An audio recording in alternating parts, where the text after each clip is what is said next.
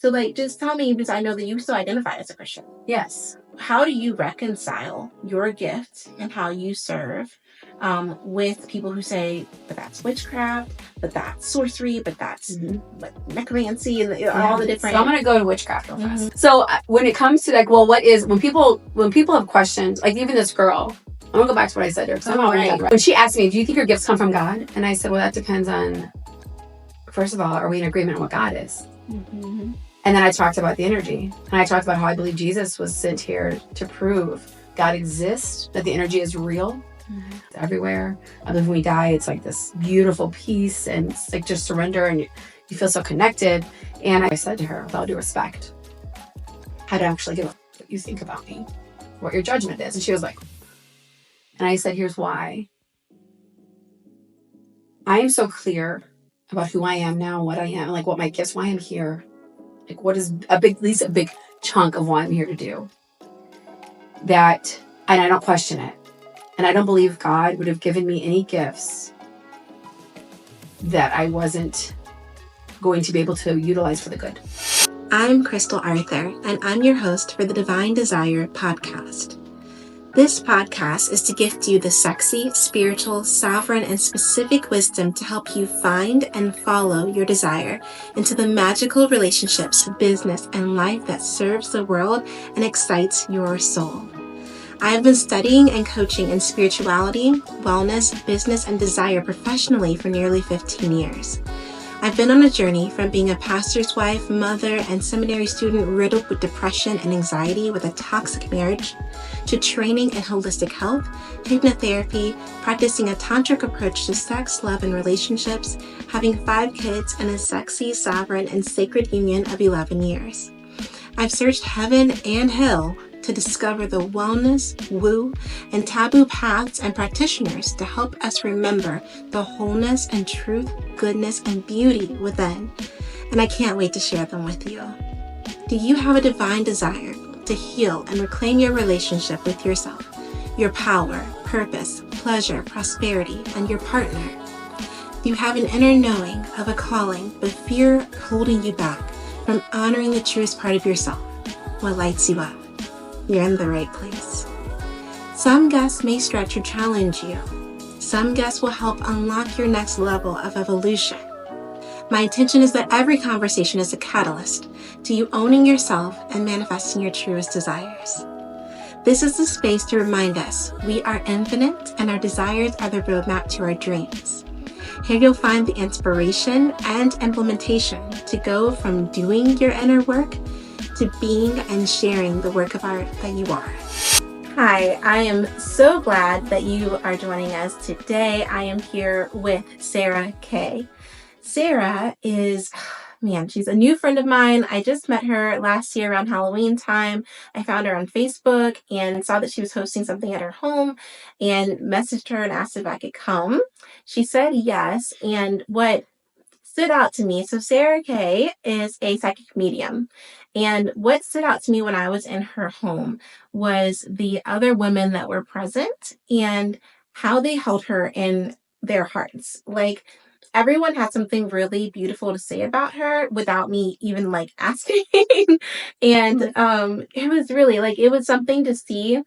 One, how you held space and how you hosted and invited everyone into your home, but also everyone there was either they were a client and or a friend of hers, and they all just had different stories of how she impacted their life, how she showed up for them, how she held them through challenging some of the most challenging seasons of their life, whether it was grieving a loved one or grieving a relationship. It was just remarkable how everyone talked about like her integrity and her authenticity and like her passion and like just how genuine she is. And for me, that was really interesting because I don't know if you caught it, but I said she's a psychic medium. And I told her while I was in her home for the first time, I said, a year ago, definitely several years ago, there's no way I would have stepped foot. Like, I would have let my shadow fall on your doorstep. Like, it just wouldn't happen because of fear, right? Because of all the conditioning and all the programming and all the fear that our culture has around people who have her gift. Mm-hmm. And so I like called her and like got to know her a little bit better, and I've experienced her gift as well. And so once I started the podcast, I knew that Sarah had to be one of the first people that I interviewed, because what she does is truly beautiful and truly such a great service to the world. And I know there's a lot of other people who are like me. Maybe they are fully in the belief that it is evil and scary, or maybe they are deconstructed from patriarchal religions or whatever it might be, and are leaning into this more intuitive knowing. But there is still that fear element there, and not knowing how to lean in and how to find safety in oneself while leaning into that. So I'm really excited for today. So I'm gonna have Sarah share with us a little bit about who she is, and share with me kind of like what you do, but also what was that call for you? Sure. Okay, so I grew up in St. Louis County, North St. Louis County, large family. There's 6 of us. And I grew up as a young woman who went to church every Sunday, a lot of times begrudgingly. I was very involved in my church, like all through high school, youth group. In college, I was in a college ecumenical group. And then post-college, I was like a youth leader for a little bit. And then I served as an elder and a deacon because I was raised Presbyterian. And so in the church that I'm in, women are allowed to serve. So that was my history. I jokingly say I have a lot of church under my belt. And at the same time, growing up, I could see aura, color in plants and animals and people. And I just knew things that other people didn't know. A lot of times it would show up as deja vu. I would have premonitions people were dying or they died and then they would die. And so I lost a lot of people who were in my circle of friends, one of my close friends when I was 16. And she was actually the first person that I heard talk to me. When I remember they were lowering her casket in the ground, and I stood there and was watching, and she just said to me so clearly, and I felt it more than I heard it, if that makes sense. And she said, "It's okay. My life wasn't cut short. That was my life." So I'm almost 16 years old hearing this, and I'm just taking it in. And then she also told me, "I will always be with you guys. I will always be with you." And so all throughout my life, she has communicated with me, shown me signs. Even when I challenge spirit, I'm like, oh yeah, well, if this person's around me, I'll see this, and then I'll see that thing. So I've learned not to do that just because I don't need to, because I know I'm always being guided. So anyway, I was also someone who grew up, it's not that my family didn't nurture my gifts, it just wasn't a thing. And so I learned to be quiet. My mom did tell me when I was younger, Sarah, you don't have to always tell the truth. I thought telling the truth and letting everyone know why they were doing what they were doing, or maybe what was going on, would help them choose differently. And then as I worked in my own healing, I think we talked about this, like when I worked in my own healing, I realized how incredibly not helpful and perhaps codependent and telling people what they needed to do to fix themselves. They have to choose in, right? They have to choose in to do the work. And so over the years, I went to college and I majored in forensic science, and I went on a field trip. And during the field trip in the morgue, I was completely overwhelmed. And my heart, when I was 20, I called it being overwhelmed or anxious. It just felt very heavy in my heart space. And I remember I left the field trip. I also heard, I heard whispering. I would hear like, which was one of I guess the second time after my friend died, that I actually heard voices in a space. And so I went to my advisor and I said, I have to change my major. And I was paying for school. And I didn't want to spend another 2 or 3 years in something. And so she looked at my transcript and she said, well, you can be a teacher. And I was like, because something else about me my entire life, being the second of 6 kids and the oldest girl. So I have a brother, then myself, and then 2 brothers, and then the rest of the girls. So I was always little mama, taking care of everybody. At church, I was always doing stuff with the nursery. And I just didn't want to work with kids. I resisted it, right? What do we say? What we resist persists. That was me. So I went ahead and I just changed to education. Looking back at that decision, at the amount of resistance that I was in, because I wasn't being myself authentically. Although, to be real, back in 2001, there wasn't a mediumship program anywhere to enroll in college. There was. How are we finding stuff out? The internet was still fairly new. And all of that stuff was taboo to me. Tarot cards, oracle cards, all of that. Even though intuitively, now that I've come to know more about rituals and gifts and all that stuff, I was doing those things already, not knowing that I was tapping into this energy. So fast forward, I become a teacher. I was actually in a horrible car accident my very first day of teaching. I don't know if I ever told you that. No. Okay, so my first day of teaching, it was a beautiful day out. It was in August, and I taught in a school at the time. I'd gotten a job at a Catholic school, which was so interesting because, first of all, I'm not Catholic, and then we know like what I am. So at the time, though, I will have to tell you, I've always been drawn to religion. Sorry. Uh-huh. And so it made sense to me. I loved working at the Catholic school because of the ritual of once a week we go to mass, and it's just a different community than public because I've been in public now for quite some time. So anyway, my very first day of teaching, I was actually in a rental car because the week before I was supposed to start teaching, I was hit by a teenager. She ran a stop sign. And I had this 1990 Buick Skylark.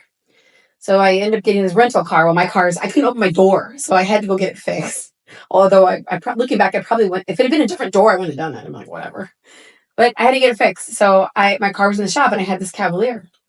And I was exiting from Highway 70 to get off on the Rock Road to go home to pick up my sister because we were going horseback riding. And I was in resistance still. I chose education because it was the quickest way to get out of school. And here I am with this job, and I'm like, well, this is natural. It's easy for me, so I'm doing it.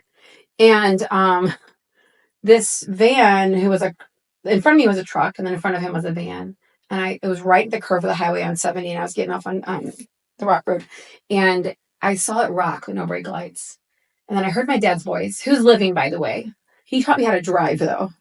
And he said, go right, go right, go right, because I got into the outside lane, the vehicle behind me was a semi. And so it was passing me as this was all happening like at one time. So I remember I looked to my left and then I couldn't get over. So I went into the shoulder. Well, when that truck hit the back of that van and went airborne, and it crushed just the driver's side of the Cavalier that I was in. It was like someone had crushed a can, right? And it spun off of me. And then I thought the car was on fire. So I undid my seatbelt. I got out, I went between the seats and crawled out the back. And I was laying on the pavement in shock and just like, what the hell? And this paramedic happened to see it and she stopped and she's like, what do you need? I'm like, I need water. Well, she wouldn't give it to me because when you're in that state and you drink something, you could throw up. So she's like, I'm not giving it to you. Anyway, I remember, and the guy that was 2 cars behind, there was like a dump truck behind me. He had stopped and the car behind him, he lived like 3 or 4 houses down from my parents. So he took all of my teaching stuff out of the Cavalier and took it to my parents' house. Right. It was crazy times. And so I go and I had the best sleep I'd ever had in my life. At the time, to be real, I didn't know too much about signs from spirit or source.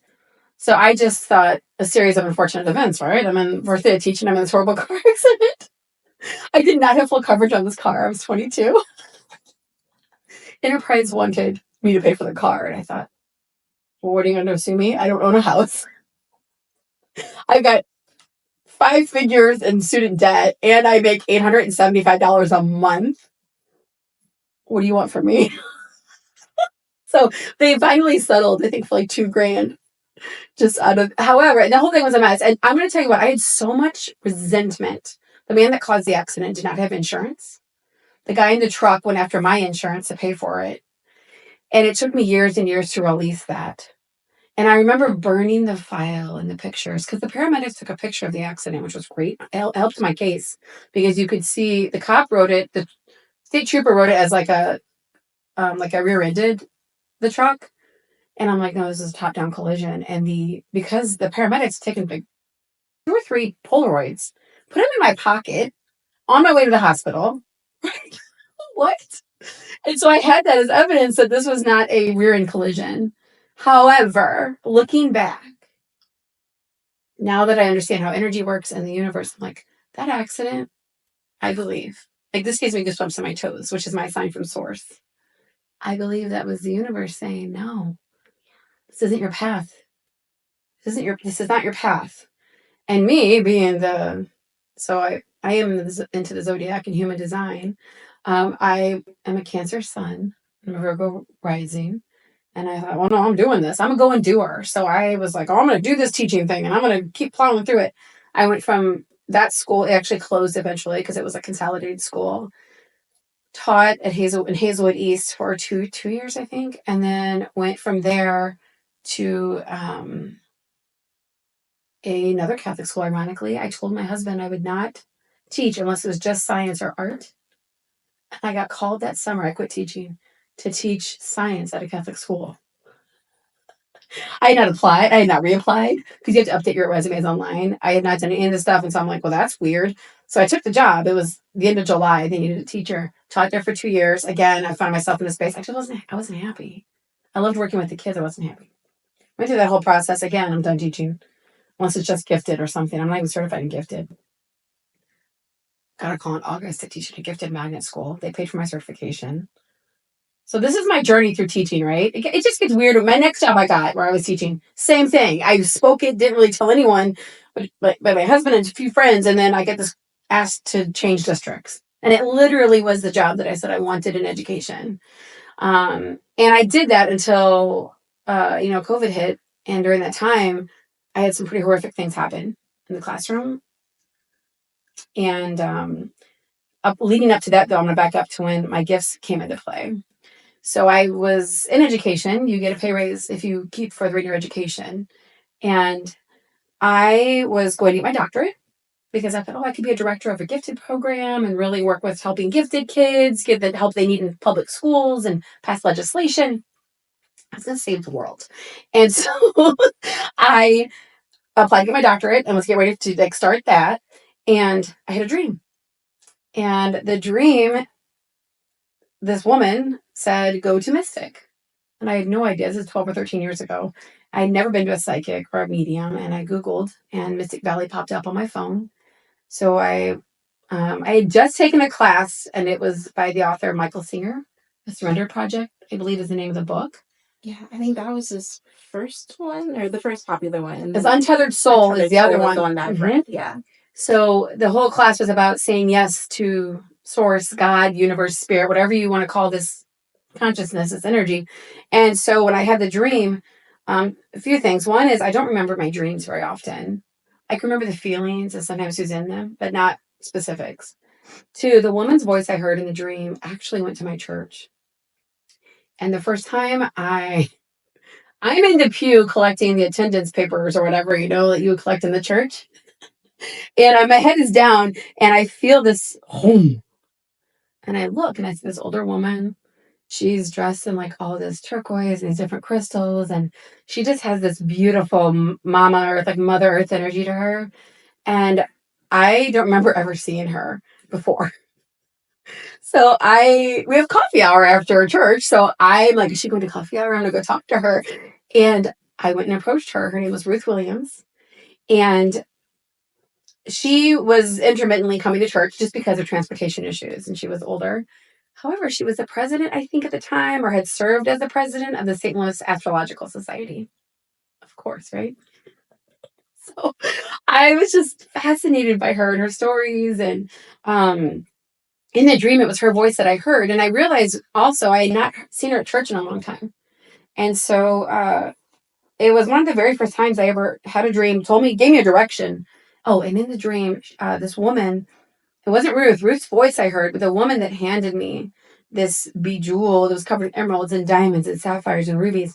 It was either like a cicada or a locust.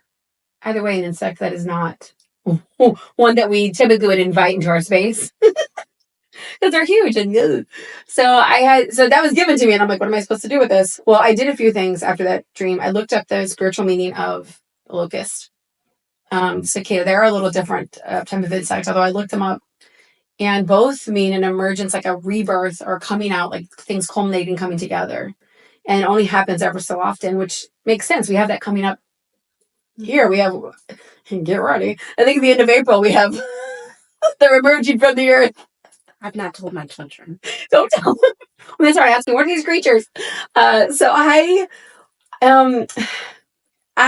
listened, and I went to Mystic Valley, and like I said, I'd never been to a psychic medium, and I had numerous readers there. I went there dressed in my teacher garb, like my Ann Taylor Loft cardigan and my ponte pants with my ballet flats. I just remember just trying to be that good girl. And so I go in there, and everyone said, you could do this work. You have gifts. So I knew I could see energy. I knew I could communicate with the dead, or I knew the dead communicated with me and I could see them. I didn't know what to do with it, So I also had experiences as a kid in high school. There were these two boys that really picked on me and messed with me, like everybody. I remember thinking, God, I wish they would die. Like, what teenage girl? Or someone's bullying you. You want them out of your space. They both died in car accidents, like weird ways. And I remember thinking, oh my God, did I kill them? Although I know now that's not how it works. At the time, that I also kind of pulled back and covered my gifts, I think, because I witnessed that, never communicated it to anyone, and didn't have any spiritual guides or people in my life who probably could have at the time explained to me that's not how it works. Yeah. And there was no social media. There was no YouTube or TikTok or anywhere to go find information, or even the internet. So anyway, I went to this psychic fair, got this information. A woman there she said, I'm teaching a class on intuitive development. You should come do it. You might like it. Well, that class was the first time that I felt validated as a seer and a psychic medium. I would not call myself that before that. However, it was the first time that I thought, oh, I'm not crazy. These gifts are real, right? Manifestation is real. It doesn't work how I've been taught, or how a lot of these, like The Secret, I think when it came out at some point in that, that book and that movie, and there was so much, and that I obviously needed to learn, and still am learning, staying curious and open, because things are constantly changing, energy is constantly expanding. And one of the things she said in this class was, you have to do 100 readings, do not charge, to do it for your family and friends, and then you can start charging and becoming more public with your work. So I immediately just started contacting all my friends and family, like, who wants a reading? And I really wasn't honing in on my ability to see aura as much as the mediumship. My sessions, though, it's multifaceted and it's all blended together. So anyway, when I started my work, after that, everything was word of mouth. And then I would travel to coffee houses or people's houses to meet them and do sessions. And it wasn't until COVID hit that I needed somewhere to do readings out of, or a separate space. I also was getting so busy, I could really only do like one a day after teaching. And so I thought, oh, if I have an office, I could do 2 or 3 readings after work, a few days a week, and then build my work that way, or just help people. I didn't even look at it as building my work. I still don't. It's like I'm just helping and supporting people. And so I think that, and I'm just being me. So I still get tickled when people are like, I cannot believe she saw that. I can't believe. And I'm like, I know, isn't it wild? I say it's magical, but it's not magic. Because it's how the universe works. And no matter, anyway, that's how I got stepped more fully into my gifts. I mean, when I started really opening and just playing with spirit and the universe, and just how does all this work? I think one thing I was terrified of was, what would people think of me if they knew I was a medium?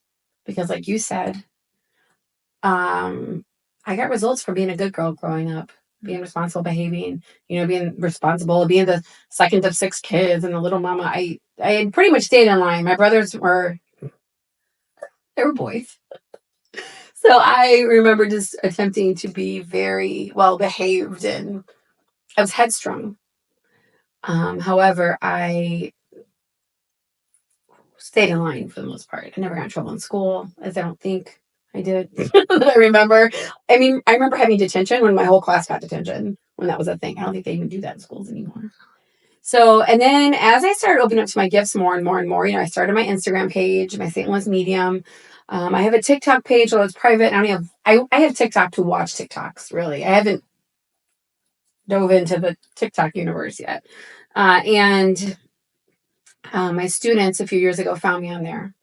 And it was a group of students, middle school students, who were incredibly trying.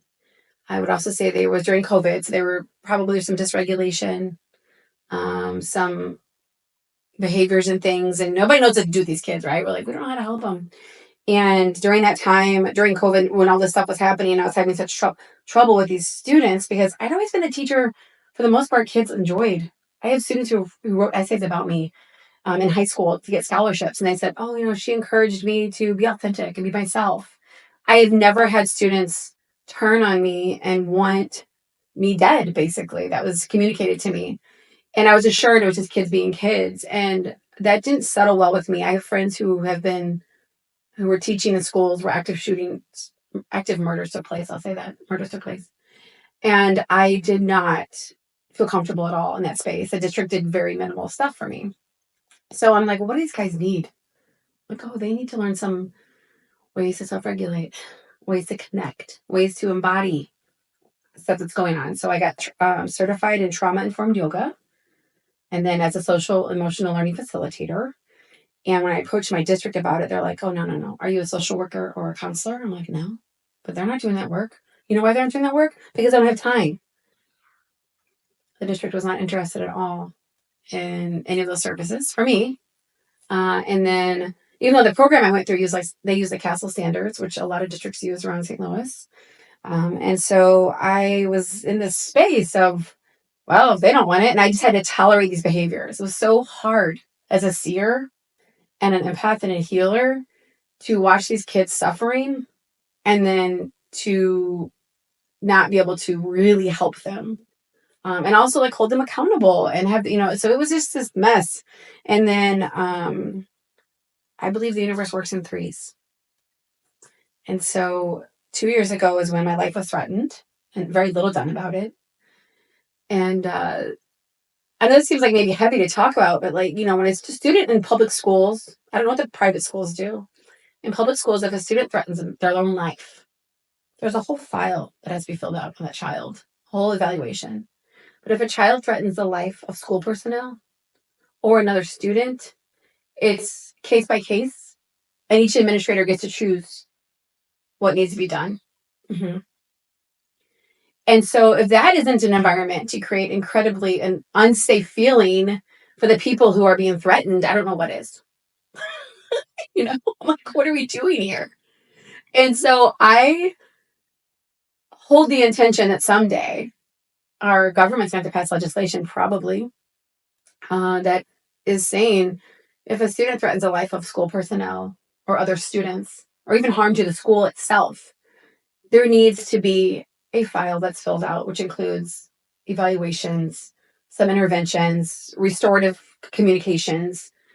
That does not exist in every district right now, at least not in Missouri. Mm-hmm.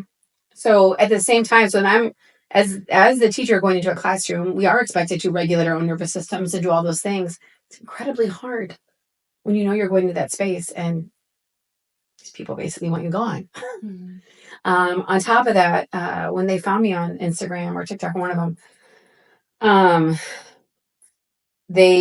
last year, I know it was said to me by their students, so they heard it. They said they were afraid I was casting spells on them, which I kind of laugh because I'm like, there's like the dumbest stuff I've heard.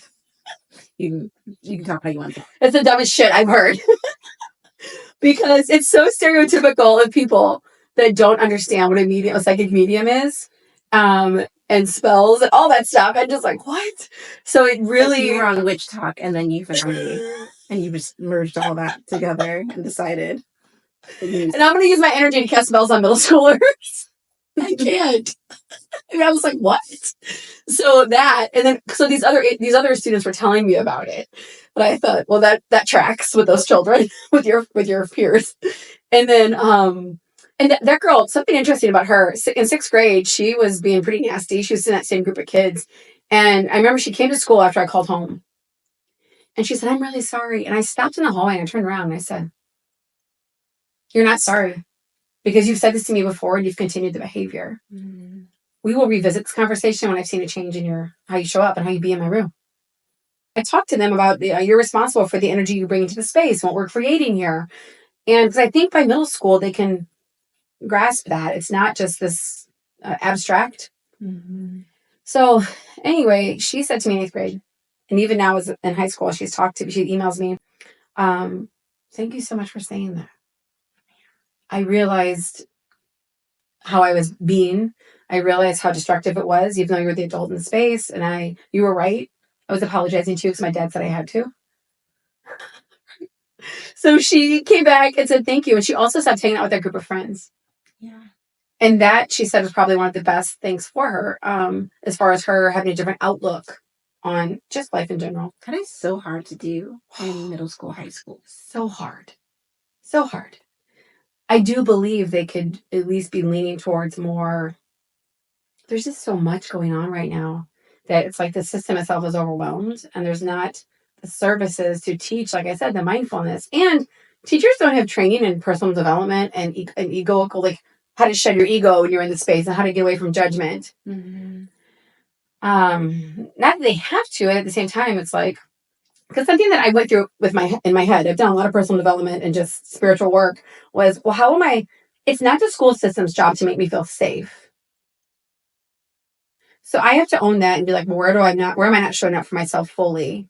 And then when I realized that I was showing up for myself fully, or that it is to a degree, it is their job to do something when your life is threatened. It's my responsibility to speak up and communicate how I feel. And once I realized I had taken that responsibility and that was in my integrity, the district really wasn't doing their end, and that we were no longer in alignment. Mm-hmm. Is really the feedback I was getting, because I'm not in alignment with a system that allows children to run around dysregulated, threatening other people because they're having a bad day or they're emotionally dealing with things. We all are like that. But are we teaching them how healthy strategies to reconnect with themselves and then still maintain connectivity within relationships in their building with other students and teachers or any other school personnel? That's the part that's missing, that nobody wants to talk about. So, and then fast forward to this year. This is my favorite. I don't know if I ever told you this. So I have had a great year. I have it's my 22nd year of teaching in middle school, right? And one of my friends, we had dinner, and she's like, "How's this year going?" I'm like, "It's going great. It's, I love my new coworker. She's getting her doctorate. She's smart. She's an advocate. She's passionate. She says hi to me we talk, and we have this relationship, because I'm fairly isolated in my building because I teach a very small population. But then my classroom's also isolated. It's in like the back of the school. My hallway, there's just classrooms on one side. The other side of me are windows because it's a delivery area. So that was on a Friday that I was telling my friend how much, I'm like, this year's been great. It almost feels like it did before COVID and those kids were wild. Well, then on Monday, I left school, was coming to my office, and I got a phone call. And one of my coworkers asked me, "Do you know what's on the outside of the building of your wall?" Did I ever tell you about that? You did tell me about this. And I said, no. What? Like, I'm thinking, what? Who knows? And it's interesting because it was a beautiful day, and I usually go outside with my kids, and I didn't that day for whatever reason. She said, it's also on the roof above your classroom, and it's on the spray paint on a dumpster. And I was like, what? So my school is in a very affluent area, I would say, of St. Louis County. And on the wall, it was huge, probably like 5 foot by 8 foot or 6 foot by 10. I don't know, it was big. Someone had spray painted the word stores, STORZ. And if you Urban Dictionary the word stores, that's what we do in middle school. You get a word you don't know, you go to Urban Dictionary. Right? And the word stores in Urban Dictionary means Antichrist bitch, a female that needs to be removed from the school system. Now, I was assured by my district, by HR, that it was vandalism, not harassment. And they don't really read graffiti. So it could say Stoke, which if you look that up, it literally is talking about weed. So I thought, what are the chances that there's a word spray painted on the outside of my wall, literally of my classroom wall, that means Antichrist bitch, which could fit the description of someone with my gifts in the world. I don't know. However, it was the most beautiful gift. So while There were no cameras around my building. I said there's cameras everywhere. There were no cameras. And everyone assured me. No one came to talk to me about it, which I thought was very weird. Because who knows? I could have been getting threats from somewhere and not telling the district about it. Mm-hmm. And then that showed up. So I thought that was very odd. Again, a practice that probably needs to be eliminated, where we keep everything covert and quiet. Because if something's spray painted on someone's wall, I don't care whose it is, they probably need to go to that person and say, hey, has anything been going on with you? Mm-hmm. Have you been threatened? What if I was dating someone who was threatening my life? You know what I'm saying? Like, it just was weird. And there was a police report filed. I wanted to file my own because I wanted to know what was going on with it. And they wanted me to do a supplemental thing. And the SRO that was there at the time was subbing for ours, and he was older, kind of crabby. He was like really irritated that I wanted anything to do with it, which I thought was weird. I'm like, do you know what has happened to me in the last 2 years in this district? So the crazy thing is the gifts in it. I had been, even though it like dysregulated my nervous system again, it had me all like, ugh. I was sad that is still the message because, well, I wrote the head of HR and did not hear, was assured. That's when I was assured it was just vandalism. And then when I wrote back, I got strep throat right after that. Uh-huh. When I got back to school after that, which makes sense, right? Because your body will manifest where we hold the energy. Think about it. I don't feel like I have a voice in that district. I don't feel like I matter. And so I lost my voice, had strep throat over Thanksgiving. And then when I came back, I wrote an email during that time that outlined this definitely is why I feel harassed. And I outlined everything that's happened the last 2 years. And then the head of security magically appeared in my room after Thanksgiving to talk to me. And in that time, I said, if that had been a racial slur and I was Black, or if it had been like a religious slur and I was a certain religion, you would have been here 2 weeks ago. But because it was directed towards women, and in our country, the truth is women are still taught to just tolerate, you're here today. And he was like, you can't deny it. He was like, and then he also said to me some weird things. I didn't realize how isolated you were. Show me where it was. I went out and showed him where it was. And he's like, well, that's kind of crazy. And I was assured too by the district it was probably gang activity. I said, gangs don't spray paint on the back of school buildings. They mark territory. What gang's going to mark a middle school in West County? This is my territory. So it's just a joke, right? I think they thought I was eating their gaslighting salad. But I was just like, oh no, this is completely a gift from, I say, the goddess of where I need to be moving, even though it was painful. Mm-hmm. So this whole year is 3. So it's the 3rd sign. Mm-hmm. I didn't even mention it. So, well, I got an anonymous package last year. That ended up being actually a joke. This kid thought was funny. He sent it to myself and some other teachers. His mistake was sending it to me because I teach such a small population of kids that obviously is one of my kids. Why would you just send it to a random teacher? So anyway, that I found out. But even that, though, I was told just to throw away. It was anonymous, throw it away. Don't worry about it. It's just a prank. And even though it ended up being a prank, it made me feel uneasy because of what happened the year before. Mm-hmm. And so I actually filed a police report. Mm-hmm. And I did it on my own accord. The police said they needed it. I'd thrown it in the trash can. That anonymous bag of poop, I don't think it was really poop. It looked like clay. I was like, I have to go dumpster diving because the police wanted it. And it was, the trash cans were full. There's 3 dumpsters. They were just full of stuff. Well, I guess recycle bin and 2 dumpsters. And I remember standing in front of these dumpsters and just breathing so I could see the energy. And I saw, I'll go to the left. So I went to the left. I had a step stool. I told my friend, I'm like, I'm going to go in there. And you're going to pass me a step stool so I can get back out. Again, I stood over the dumpster and I was like, where is this? And I saw the front left quadrant. And I removed this ceiling tile. And I kid you not, the bag that package was in was right on top. Come on. Listen, I threw it into a trash can that had flowers in it. And I remembered that. That's where I saw the energy. And I moved this. It was like, we have drop ceilings, right? So I guess they replaced it. It was sitting there. I was like, oh, there's the flowers. And I ripped it open and there was the anonymous bag of poop. So you get from the goddess. Yeah. Saying it's time to get out of the school system. Moral of the story. And so I just like, boom.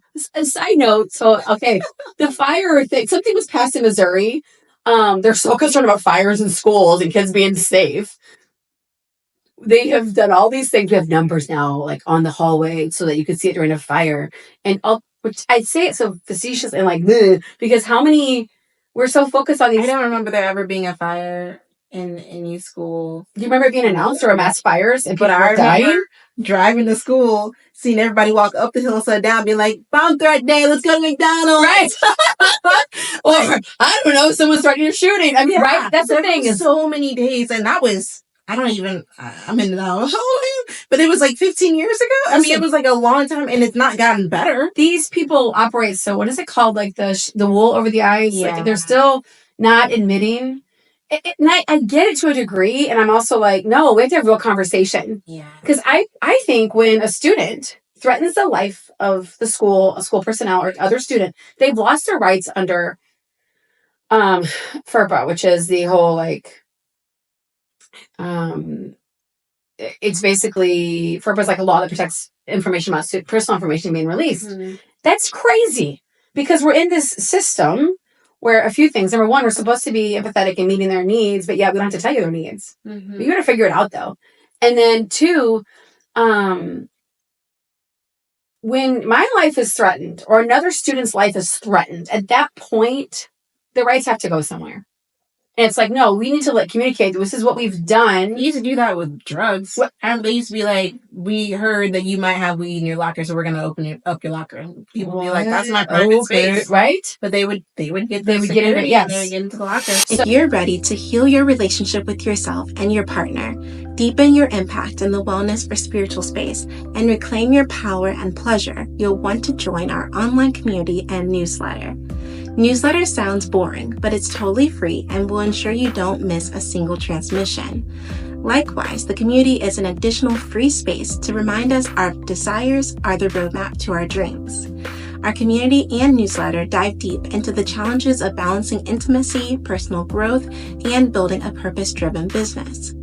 You'll get exclusive insights from our podcast, along with tools and resources for things like embodying the power couple dynamic, where your business and relationship fuel each other, integrating fear and imposter syndrome in launching and growing a spiritual or taboo business, reclaiming power and pleasure, yet alchemizing shame and criticism. It's in community that you'll find the initiations and inspirations that will pave your path towards embodying your full potential. Joining the community will automatically add you to the email list. Again, it's totally free, and it's the #1 way to support the podcast. Simply go to KrystalArthur.com or click the link in the show notes. That's my name, KrystalArthur.com, or find the link in the show notes. Join us today and step into the true power of who you are, both in your relationship and in your business. So it's interesting to me. It's almost like, and then you have a psychologist come out or someone who's done some doctorate research that says, oh, this is the best thing for blah, blah, blah. No one really knows is what's truth. And the people in the trenches, the teachers and the school personnel, and I say that because custodial staff, cafeteria, I said during COVID, the school systems are going to start falling apart. The infrastructure, which is the bus drivers, cafe, well, there's like they're called dietary needs or something specialist. Anyway, and then custodians, and that is exactly what is happening. So, okay, so when they numbered I'm going to go back to the numbering. They numbered everything. My room is 47. It always has been. 47, if you add it up, equals 11. And 11 is a master number. It's like divine protection. And then 22 is the door that leads out to my classroom. So you come out my door, and there's a door to the outside, and it's 22. And they didn't number it until recently. I didn't know it was door 22 until the fire department decided to label it. And I thought, that's funny. It was so ironic. And then the stores thing, the stoke. And it just was such a gift. Even though it caused pain. And that also brought me to this other realization that ask and you shall receive. Mm-hmm. And we don't get to choose how it comes. We don't get to choose necessarily how. And the more we try to force something that's no longer in alignment, the more messages Spirit will send you to say, hey, this isn't for you anymore. Yeah. This isn't for you. So do you have, I don't know if you can share, if you've shared with the district yet, but do you have an exit plan? I do. I've talked to my principal about it very recently. And the thing is that really within my work, I'm at capacity because there's only so much I can do. I'm also a mom. Yeah. And so I realized almost last spring, gosh, I just want to be a mom. and then do my work in the world. Because this is what lights me up. This is what I am, a generator through human design. And we are here to crank out the energy, baby, and do what lights us up, which is completely against the grain of what society says to do, right? Get a good job, be responsible, do X, Y, Z. Not how I'm designed, which makes so much sense. And it has been a journey to get here. And it's also been the biggest gift. It's easy. It could be easy for me to go down the rabbit hole of, I should have done this. I should have done that. Why did I waste so much time? Why did I do this? And really, there's time and space aren't even real. We've talked about this. We create them as humans to navigate this 3D world. But in the energetic space, it's just not, it doesn't exist. So I have to remind myself that it's perfect. And if I should have, I would have if I should have. And I always tell people, I'm like, no shoulding on yourself, because if you should have done it, it would have happened that way. And that was actually the message from my friend Brandy that died, telling me her life was not cut short. If it should have been longer, it would have been longer. That is not an easy concept to embody or embrace or understand, especially when people have lost children or people suffer. I would never stand in front of someone and say, oh, that's supposed to happen that way. It's not my job to say that. We choose duality when we choose the physical life. So with spirit, it's just light and love, warmth, peace, the most abundant love you could ever experience. In the physical world that you and I are incarnated into, we choose duality, which is, I'm going to say good and bad, even though that's a human construct. We choose both experiences. And I don't know why always. It's not always, even within this physical life, I can't tell people, oh, this is why this happened. We could call an angel down, ask the angel, why did this happen? And the angel says, because it was supposed to, or because it happened. Yeah, because it happened. Right? Because I do believe everyone that incarnates has their own path. And we're here just to be players in everyone's little story, right? And just to be, and I do think our work is to connect and love. And that is not, when you are shown, like myself in education, that this is not in alignment with you anymore. It's no longer loving to myself, or even this space, to be in a space where I'm completely out of alignment. That is not love, because the love has to come from yourself first, and not in a narcissistic, like, whatever way. It's just like, it's what I'm doing right now, creating for me what I desire to experience. And if it's not, where can I take my power back and shift? Because I've realized too, with all the stuff through school, that I would never say I thought I was a victim. However, I was victimizing. I was making myself a victim by staying in the space where I knew it wasn't aligned. I do think the district victimized me, because when the stuff happened with the kids, they're like, well, what did you do as a teacher? Oh, absolutely not. Because even if I did something to trigger students or activate them or whatever, every teacher has done something to upset someone, being a human. If you're not having a conversation as a district with the teacher, or a restorative meeting where it's like, hey, and that child isn't able to say, this is what upset me, I can't change my behavior or my whatever I'm doing as a teacher. How would I even, I jokingly be like, I'm not a mind reader. But yeah, you're a mediator. Yes. If there's conflict between the two parties, especially if it's that heightened and that someone, if they felt attacked somehow, so much so that they attacked you in the way that they did, well, obviously both parties are. Well, and they continued that year. That's the gross part, was like there were Google documents, emails being passed around after that. Yeah. So it was like an ongoing. Oh, yeah. And yet there was no communication with me. So is that the only space that you've experienced basically like persecution for like your gifting? No, out and about. No. So out and about. So I will tell you this. I hold the intention for them that I work with people who are seeking my gifts because they were desiring peace or validation or closure or some leveling up of themselves. And there have been times though, like one night I was at this event. It was like a just women gathering. And I had this, I think she was like 18 or 19. She asked me, I have a question for you. And ironically, we were painting these canvases and I didn't know what I wanted to paint. So I'm just painting the infinity sign, which is my sign for all of the energy that exists in the universe and beyond. And she, this girl, I don't know. I don't really know her that well. She's like, I have a question for you. Because when you're 18 and 19, you know everything. Do you remember that? Oh. Being all knowing. And I'm going to fix all these old people. And I'm going So she knew that I was a psychic medium. She never had a reading with me. And we were just kind of casually talking about other stuff. And she asked me, do you think your gifts are from God? And I paused. And I thought, how am I going to approach this? Because when I am combated, when someone comes at me like that, and I just had to, I'd never been asked that exact question. I never really mulled over or thought about it too much because, yeah, I do. I don't believe there's any creator that would create someone with gifts or create a person to be a certain way just to experience hardships and persecution and whatever in this lifetime. I believe the fullest expression of ourselves is how we serve God, by being in alignment. The fullest expression of ourselves is how we serve God. That's like in alignment. Love, yes. Yeah. And so I also think that if someone thinks that what I do is, this might sound weird, if someone thinks what I do is the devil's work and I should stay away from them or whatever, that they are in alignment and still not aware of how energy works. Mm-hmm. And go more into that. Right? I'll go into that. Yeah. So just look around this room that we're in right now, right? Your clothes, your hat, my jewelry, right? Dress, everything. Every single thing, this frame, picture, came from someone's thought. Well, what are thoughts? What are they? They're energy. Someone took that thought, that energy, and made it into a physical form, into this 3D that we live in. Okay. When I'm doing readings, I can see in the body where subconscious stuff is being held energetically.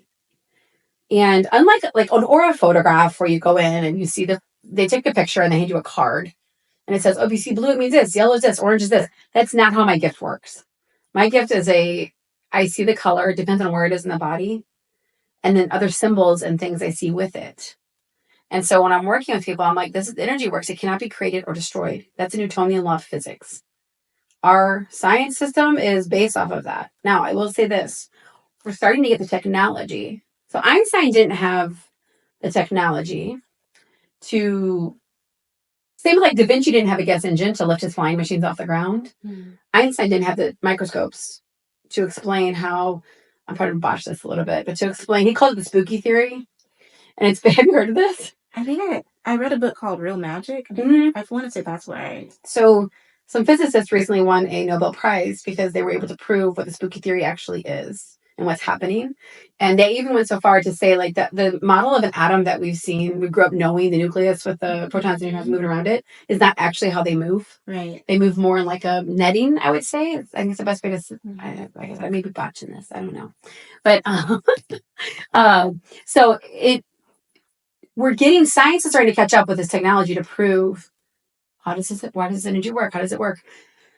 I trust that all religion is a human construct.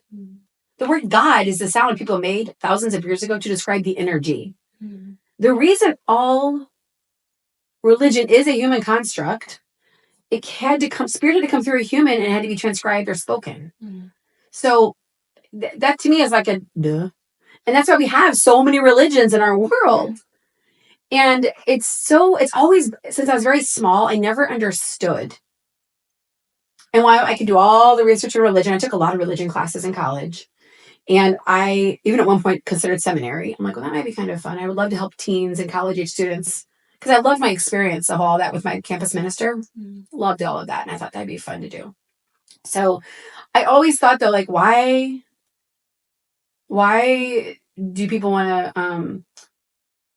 they need to be right in their religion based off a message transmitted from another human, to me was just so odd. I also questioned, though, as a kid, when they would talk about Mary Magdalene. And I was like, I'm so confused. And why? Why are you confused? I'm like, well, why would Jesus... Who are the two people he saw when he rose from the dead? His mother and Mary Magdalene. And it never made sense to me why he would see his prostitute friend when he came back from the dead. Those are the first two people in my brain. And again, this goes back to, I had no internet. I had no encyclopedias were talking about this stuff. This wasn't taught in church. I just thought, well, wasn't that his wife or his lover? A soulmate. I called it a soulmate. And I'm like, so of course she's the first one to see him. Because that's her soulmate. Sarah. I used to question also what happened to him in the years that are missing. He just disappears. Oh, I like looking into that. Right? And so now I understand. Oh, I do believe that Jesus and Mary Magdalene were she was the female Christ, which just means anointed one. Mm-hmm. And they were the example of agape love on their planet. I've heard people say my Lord and my Lady. Yes. I thought that it gives me goosebumps. Intriguing, yeah. Yes. I read a book a few years ago called Mary Magdalene Revealed by Megan Watterson. She's a theologian. I believe she finished seminary. She goes on this whole journey through Mary Magdalene's. I mean, if you don't follow Megan Watterson, I would follow her. Not. Okay. Her name is spelled Meghann. Okay. I believe in Watterson. Or if you just look at Mary Magdalene Revealed, you can find her book and then go find her on Instagram. So she talks a lot about that. And then she talks about the divine feminine and how the divine feminine was written out of books and written out of history, basically.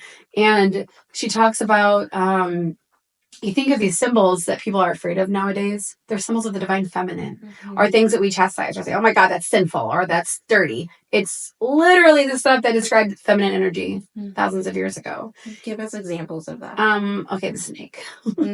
People are terrified of snakes. Well, why? Where do we first learn to be scared of snakes? In the Bible. Garden of Eden. Right? The color red. Yeah. I'm wearing red today. That's interesting. I love red. I have a pink Jeep.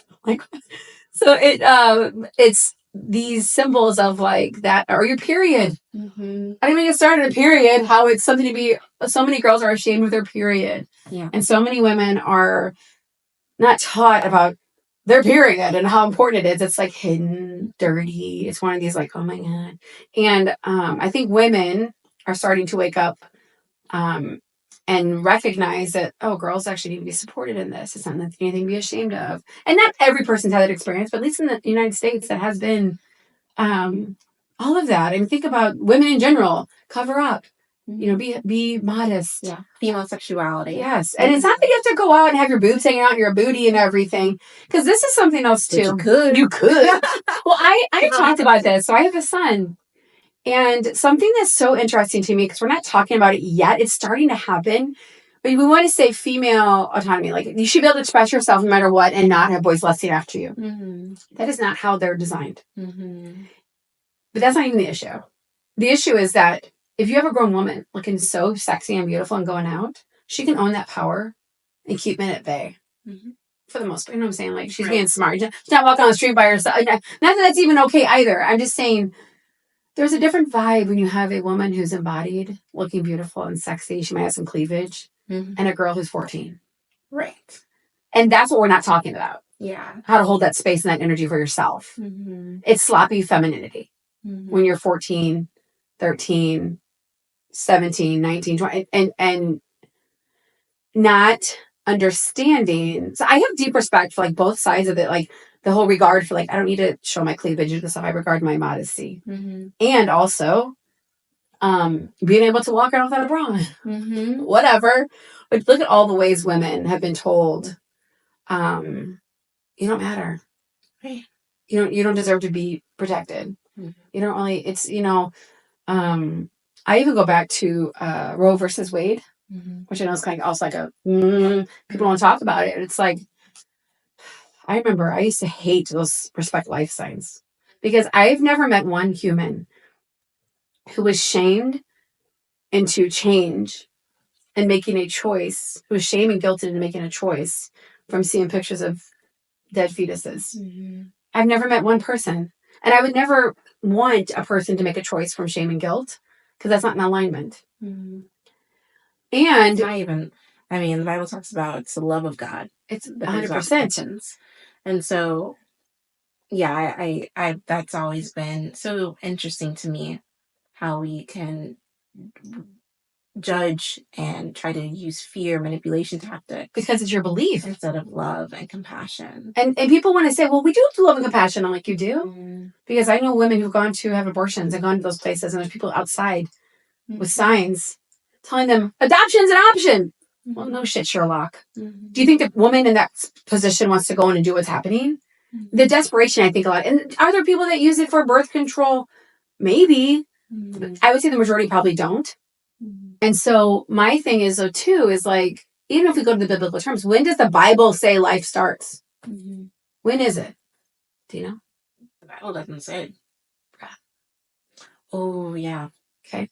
Now, people have asked me, when does this go into the Bible? Super controversial, though. Oh, it is. Well, it is. However, it's like, I'm not going for logistics, but it's like, well, if people would dig into like, well, when did it become, when all those laws, when they get put into place, start looking at that in our history. People don't want to take the time to do it. They just want to listen to what someone else is telling them. And we've been taught like that is, it goes back to, if we go upriver to be like, well, why is this happening? Or are they having to resort to the abortion or whatever the thing is, right?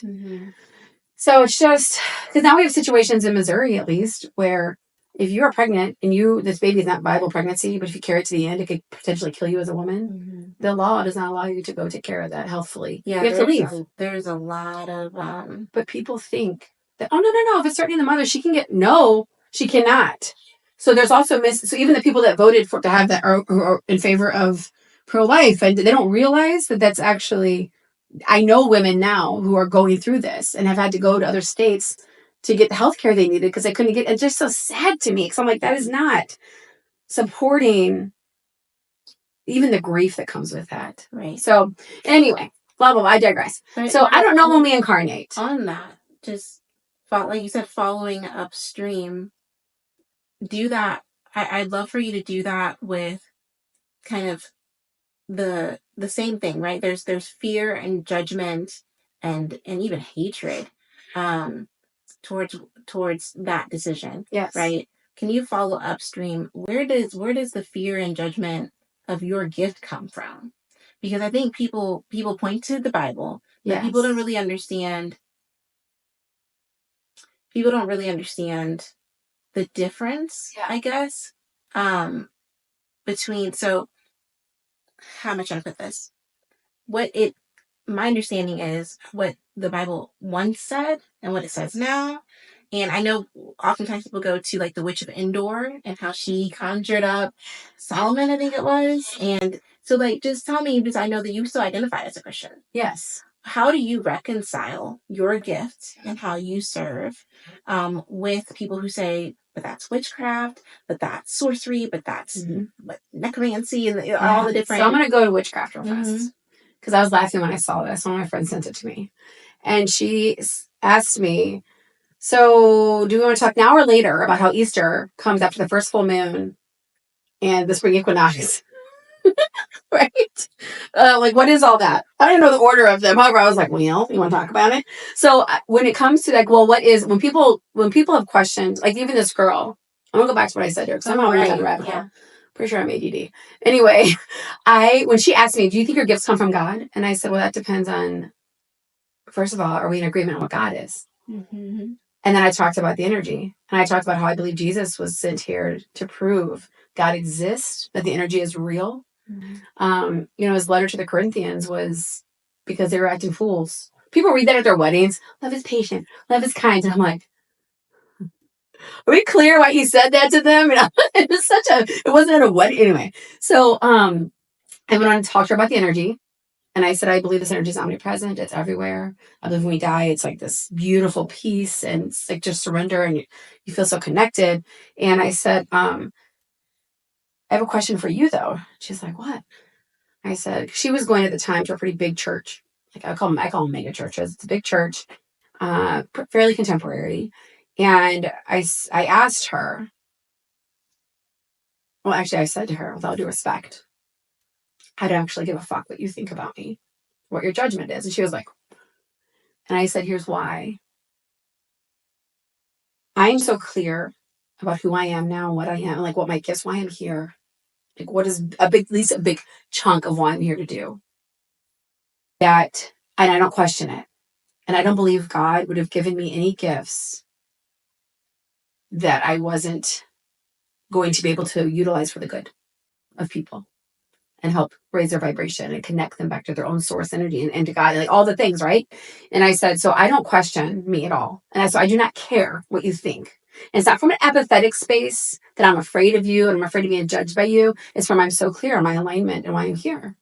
that whatever you have to say about me isn't going to knock me off of my path. You, however, I would question the depth and how much you trust in your God.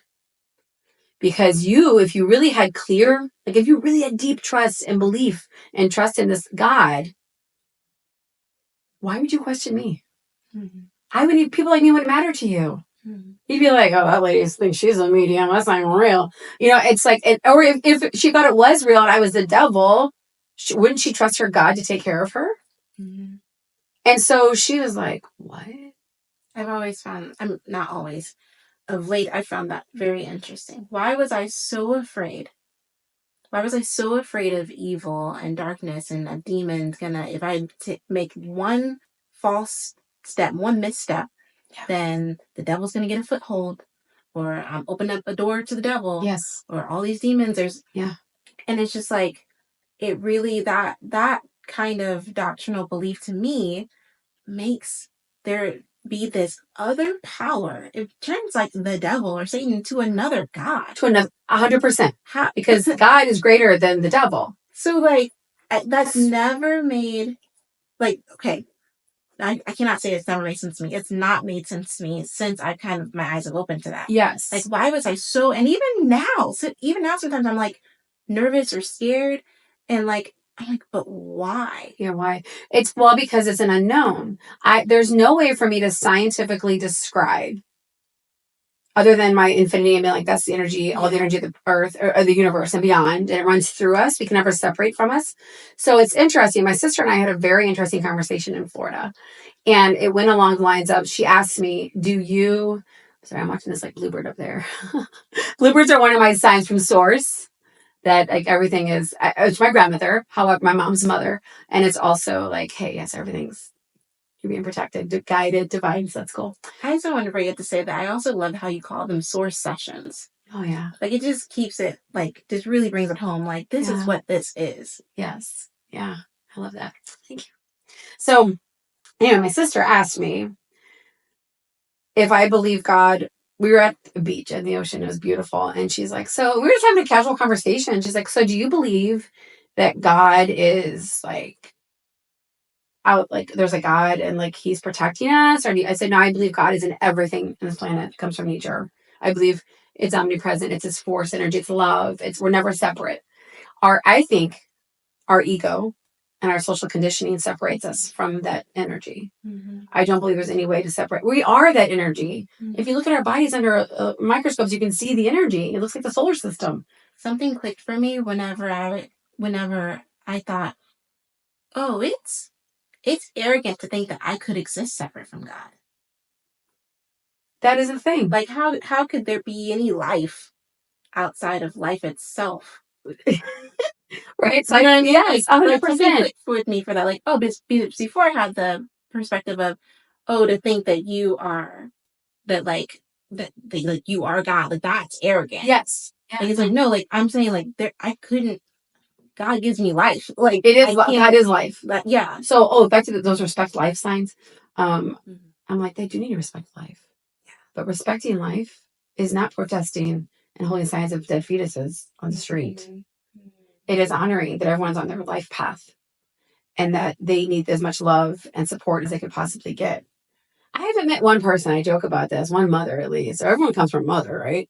And so I haven't met one person who's like holding a newborn. I'm like, I'm gonna mess you up, kid. Right? Every mother is like, I'm gonna do the very best I can with all of the tools and resources. And that includes their mental, emotional, physical, and spiritual tools. Yeah. And I think if people could kind of get back to that. And so even looking at these women who are like going in for the clinics and being like, what do they need? Other than the abortion itself, right? What else do they need upstream?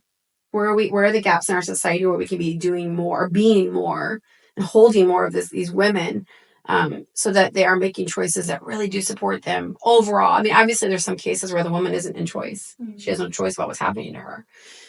For the most part, though, I think that's something that is not happening enough. There's little organizations here and there. It's just not happening. I've read different things about like how in the Bible, like magic and witchcraft and these things. It was really more about poisoning. Well, 100%. And like, if you think about this, indigenous women and women thousands of years ago were the healers. They were the ones who were doing rituals. You know, like birthday parties are rituals. Graduation parties are ritual. Graduation is a ritual. Mother's Day flowers are a ritual. Like these weddings are rituals. So we it's interesting to me. We don't have rituals for like I don't feel like funerals are rituals anymore. They're very that's a very masculine approach to death. There's not this feminine energy that can be brought into the death world. It's happening a little bit. I know some people doing some things to help with that, but it's just not a thing yet. But reconciling that though, so I always thought Jesus was a mystic. Oh, here's a crazy story. So one summer I was teaching vacation Bible school, and being the teacher I am, I was like, I don't have to prepare for this. I'll just read the lesson plans in the morning. I was like at 7 and get there at 9 and be fine, which I was. However, on this particular morning, it was a Monday morning, I am teaching the miracles of Jesus. And to be real, I wasn't 100% familiar with them. I knew of them. Like once I started reading them, I'm like, oh yeah, I remember learning about that. Although I wasn't like, I couldn't have told you if you'd asked me. And on this particular day, it was the story of the widow and her son died. And Jesus touched his coffin when he was in I don't remember what city he was in, and the son rose from the dead. You're familiar with that story? Okay, well, check this out. I'm teaching this class in vacation Bible school at my church at the time. And this child raises his hand. I think it was like a third grader. And he asks me, and this is, again, I read the lesson plan probably at 8:30. They came in at 9.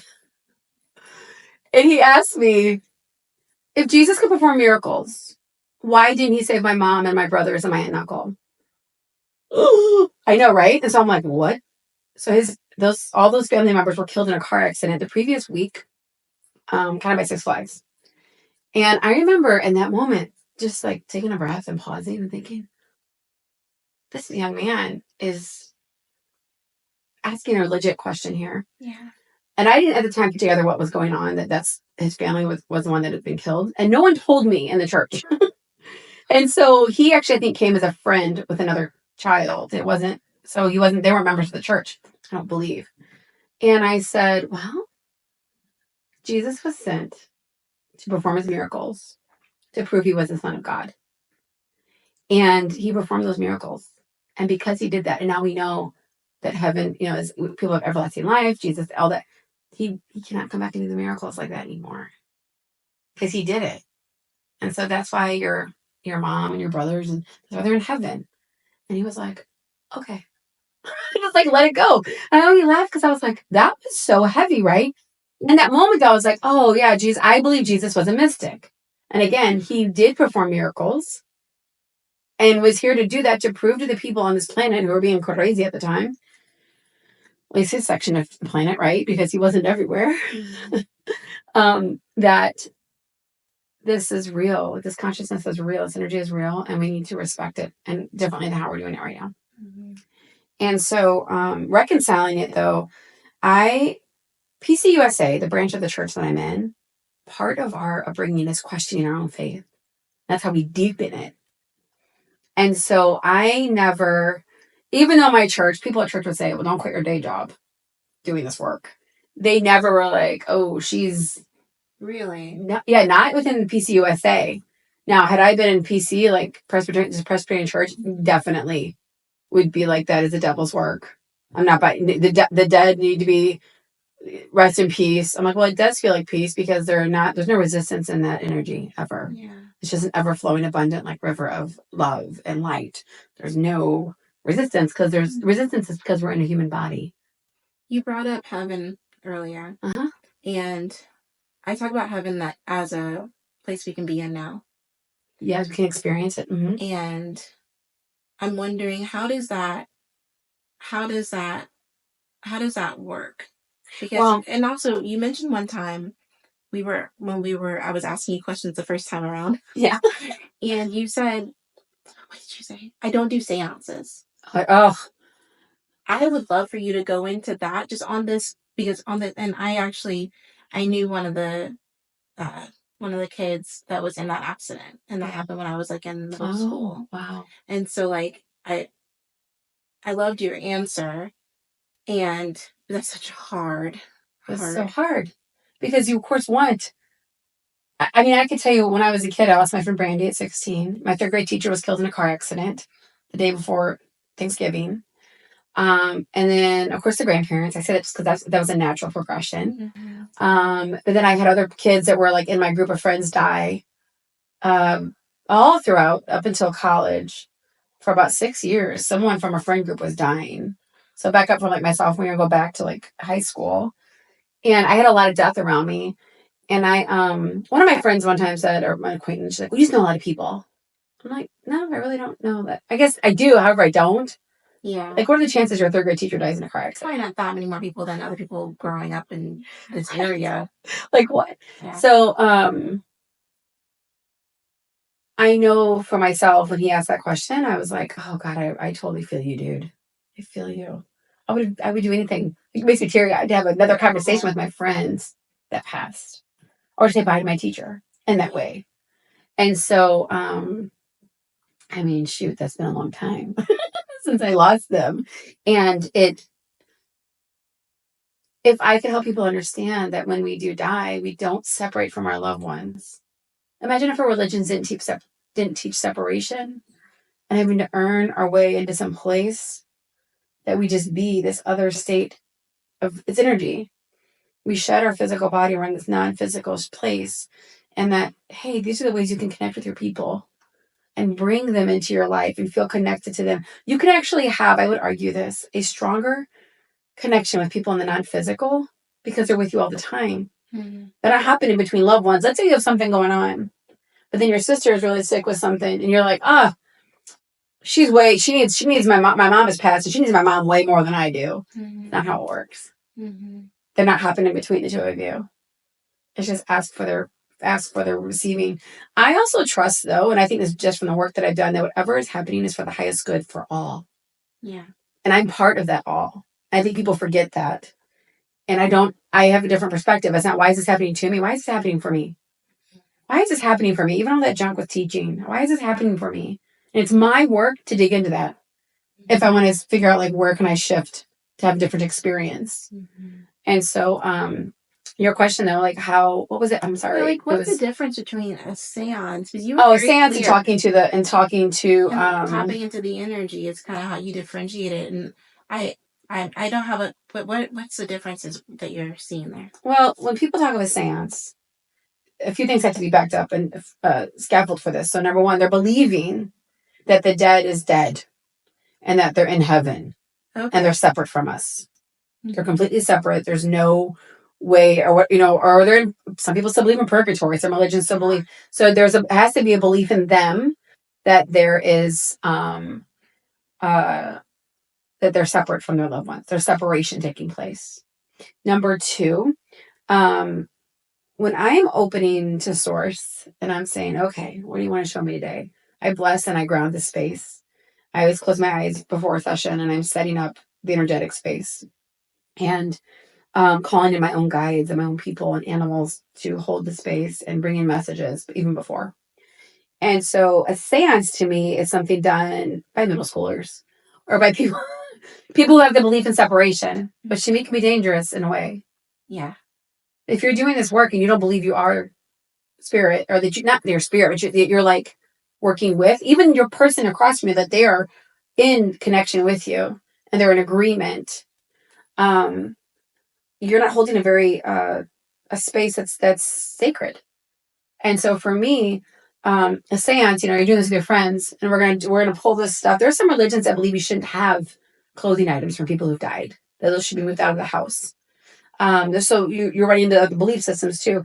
But the seance side of it is I'm conjuring the dead and I'm forcing them back into the physical world. Mm-hmm. And they're going to have this like apparition. It's going to be like, and that's not how that ideology it's not real in the same sense. Mm-hmm. I'm not pulling people unwillingly out of heaven, mm-hmm. and forcing them to have a conversation with a person in front of me. Mm-hmm. Never had that happen. I've even had spirits. It sounds like that Bible passage with the Witch of Endor. That's like the impression. I didn't review it before coming here. Yes. I haven't read it in a long time. But I feel like it's like why are you bothering me? Yeah. So check this out. When I'm doing readings, there are times when people will show up in the reading they were past, and someone else will show up and kind of protect the space because of the person in front of me isn't in a space to receive. That's part of the reason I don't. And too, like, you don't have to do all this conjuring of spirit to have a relationship with spirit. It's just not, again, there's not a separation with the death. I tell people before sessions, I'm like, please make sure you're not drinking a ton on any type of psychedelics or marijuana. Like, I need you to be a clear consciousness, because it's not because I'm not able to communicate. People are like, okay, is it harder for you to read? I'm like, no, it's harder for you to receive. I would think that some of that would make it easier that what people say is don't do what Fundamentalists said is don't do drugs because your mind is open and you don't know what will come in. Mm-hmm. So I would think that from that conditioning, I would think that you'd be more open to receiving. Yeah. No, I personally don't drink or any of that stuff. Like, if I've been drinking or I do not do sessions. Mm-hmm. People, it's kind of cute at group readings sometimes at houses or from a hotel or somewhere, wherever they're having it. Because I've done group sessions for all kinds of things. Like, I just got doing one. I did one at a boutique here in Webster Groves at Paisley. I've done them for bridal showers, baby showers. Just so people come to you not only to talk to their dead loved ones or passed on loved ones, but for so you could do a reading for a bridal shower too. It's not always like well, especially like I do aura drawings a lot of times. Like at Paisley, I was doing that, but people communicate when I'm doing that. And you do intuitive coaching as well. And that's more of like having people who continuously come in to see me on like a monthly basis. And I do an initial session and then I'm working with them and I give them homework. This kind of funny thing, when I give people homework, do you know how many of them do the homework? I did it for a little while. So few. They're like, I'm not doing this, or it's like, because it is not easy work on the energetic level. Mm-hmm. There's other stuff that comes up when they're doing it. And so, because I see things having to do with finances, career, health, I see all that stuff. And so helping them, I've had numerous people come to me and say, oh my gosh, thank you for talking to me about like the passing of my mom. Everything you said was almost in alignment with exactly what happened. And because you had a conversation with me, it set me up to be able to handle and prepare for her passing. Wow. Or I had another woman, the whole reading, I didn't know this at the time. I was talking about her daughter. And apparently she was like, this was dumb. Everything you said was weird. And I don't know. And it didn't really apply to me. However, a few weeks later, almost everything I said, she was able to utilize it to have a conversation with her daughter and support her through what was happening. Yeah. And so that's why when I start the reading, I say, I trust whatever comes through today is what you need to hear. It'll bring you peace and validation and clarity and some integration is what I call it. Yeah. But no, so back to the seance, that's messy. Mm-hmm. Those are the kids those are the people who are, like I said, if you go into a space, I've done readings in like haunted places in St. Louis and around St. Louis, and I can feel and see when spirits don't want to be bothered. Mm-hmm. There is a level of respect that needs to be taking place when people are doing sessions. And I also see spirits like everywhere. I see aura everywhere. I had someone the other day say, oh, I've learned how to turn this off and da-da-da. I'm like, it's not necessarily about turning it off. It's about, am I going to honor my own energy right now and focus on being present and what's in front of me? Yeah. Versus, some waiters coming towards me and their grandma's talking to me. And I'm like, not right now. Mm-hmm. Some people do it. Some people, I just choose, presence is a big thing for me, like being present, because I wasn't for so long. It's easier just to like do other things. You made a post about that one time. I remember that you were like, that it's really important to like respect your own body and respect your own energy. Mm-hmm. Oh, it's about you working out. Oh yeah. You said you work out because like it really like helps you. So like, what does that like? So say someone's listening and they're like, okay, she mentioned Deja Vu. Like I've experienced that. I feel like sometimes I do maybe see auras or maybe I've heard like whispers. What's like their first step and how do they, like you went to Mystic Valley. Mm-hmm. That's right. I had a dream shop. Yep. So like, what would be the next step if somebody is interested in like leaning more into their intuition? Well, of course, I'd say come have a reading with me because I can see it. Yeah. I'm like, oh, here's what's going on. If they want to move further, I'm developing a class right now on intuitive development. It's very specific. And then, however, just they don't want to do any of that, right? It's like, oh, I don't have time or whatever. At minimal, they need to keep a journal where they're keeping track of synchronicities and events that are happening, patterns they're seeing, to start validating their intuition. Yeah. I think that's the biggest hang up is people don't, they feel crazy or like, this is weird. What is happening? Why is this happening? And they can have a lot of fear around it, especially when it seems like, what are the chances of this happening? It's 100%. Like, what are the chances? 100% every time. And so learning how to discern with, or just getting in tune with their body, like with the messages they're getting. And then the next thing would be like going to look up, well, what do those things mean? I keep seeing like 222. What does that mean? Go find out. I keep seeing, like today was so strange. I was talking to someone about an octopus. We live in Missouri. There's no octopus around here, okay? I kid you not. I was drawing cards later and I drew the octopus. Okay, I see you. I mean, it's just stuff like that. Like, why are we seeing, but look up the spiritual meaning of octopus. I have a book too on symbols that I bought when I was doing the intuitive development class, and that's been very helpful. So I'm an evidential medium, and so I see symbols and things, and sometimes I don't know what they mean. Something else I do that I realized, I love this. My clients sometimes will say, oh, can you do this? I'm like, I don't know. Let's find out. So one of my friends, she wanted me to, she has 4 kids, and she wanted me to, I drew her kids' auras, and it was kind of cool. I walked in her house, and they were hanging up, and I was like, oh, that's kind of cool. Because when I'm reading an aura on a child, I can see like, oh, did your kiddies play soccer, and now they swim? They need to do some stuff on land still. Like make sure they're doing gymnastics, or they're hiking, or they have trouble with math in school. It's wild to me, stuff I see. Even though I've been doing it forever, I'm like, it still blows my mind. And I can help the parent maybe when the child can't communicate it. But she asked me to go in and see if I could see who their saints were, or like their protectors, Yeah. And I kept seeing this shape, and I drew it. And then when I Google, I love the Google now because I can Google image search the stuff that I draw because I have no idea what it means. Didn't have it in 2001. No, right? Now I do. I got the cosmic Google and Google. And it was the Metatron's cube. And Metatron is an archangel. He sits on the right hand of God, I believe, is how it was described. Because I'd never heard of him. And so it was just a cool experience. I was like, oh, I'm so glad that she asked me to do that. And I was able to do it. And I could see this. So even with that type of work, and I let people know, one of my best friends from college, her mom was Catholic and a devout Catholic, and she got cancer.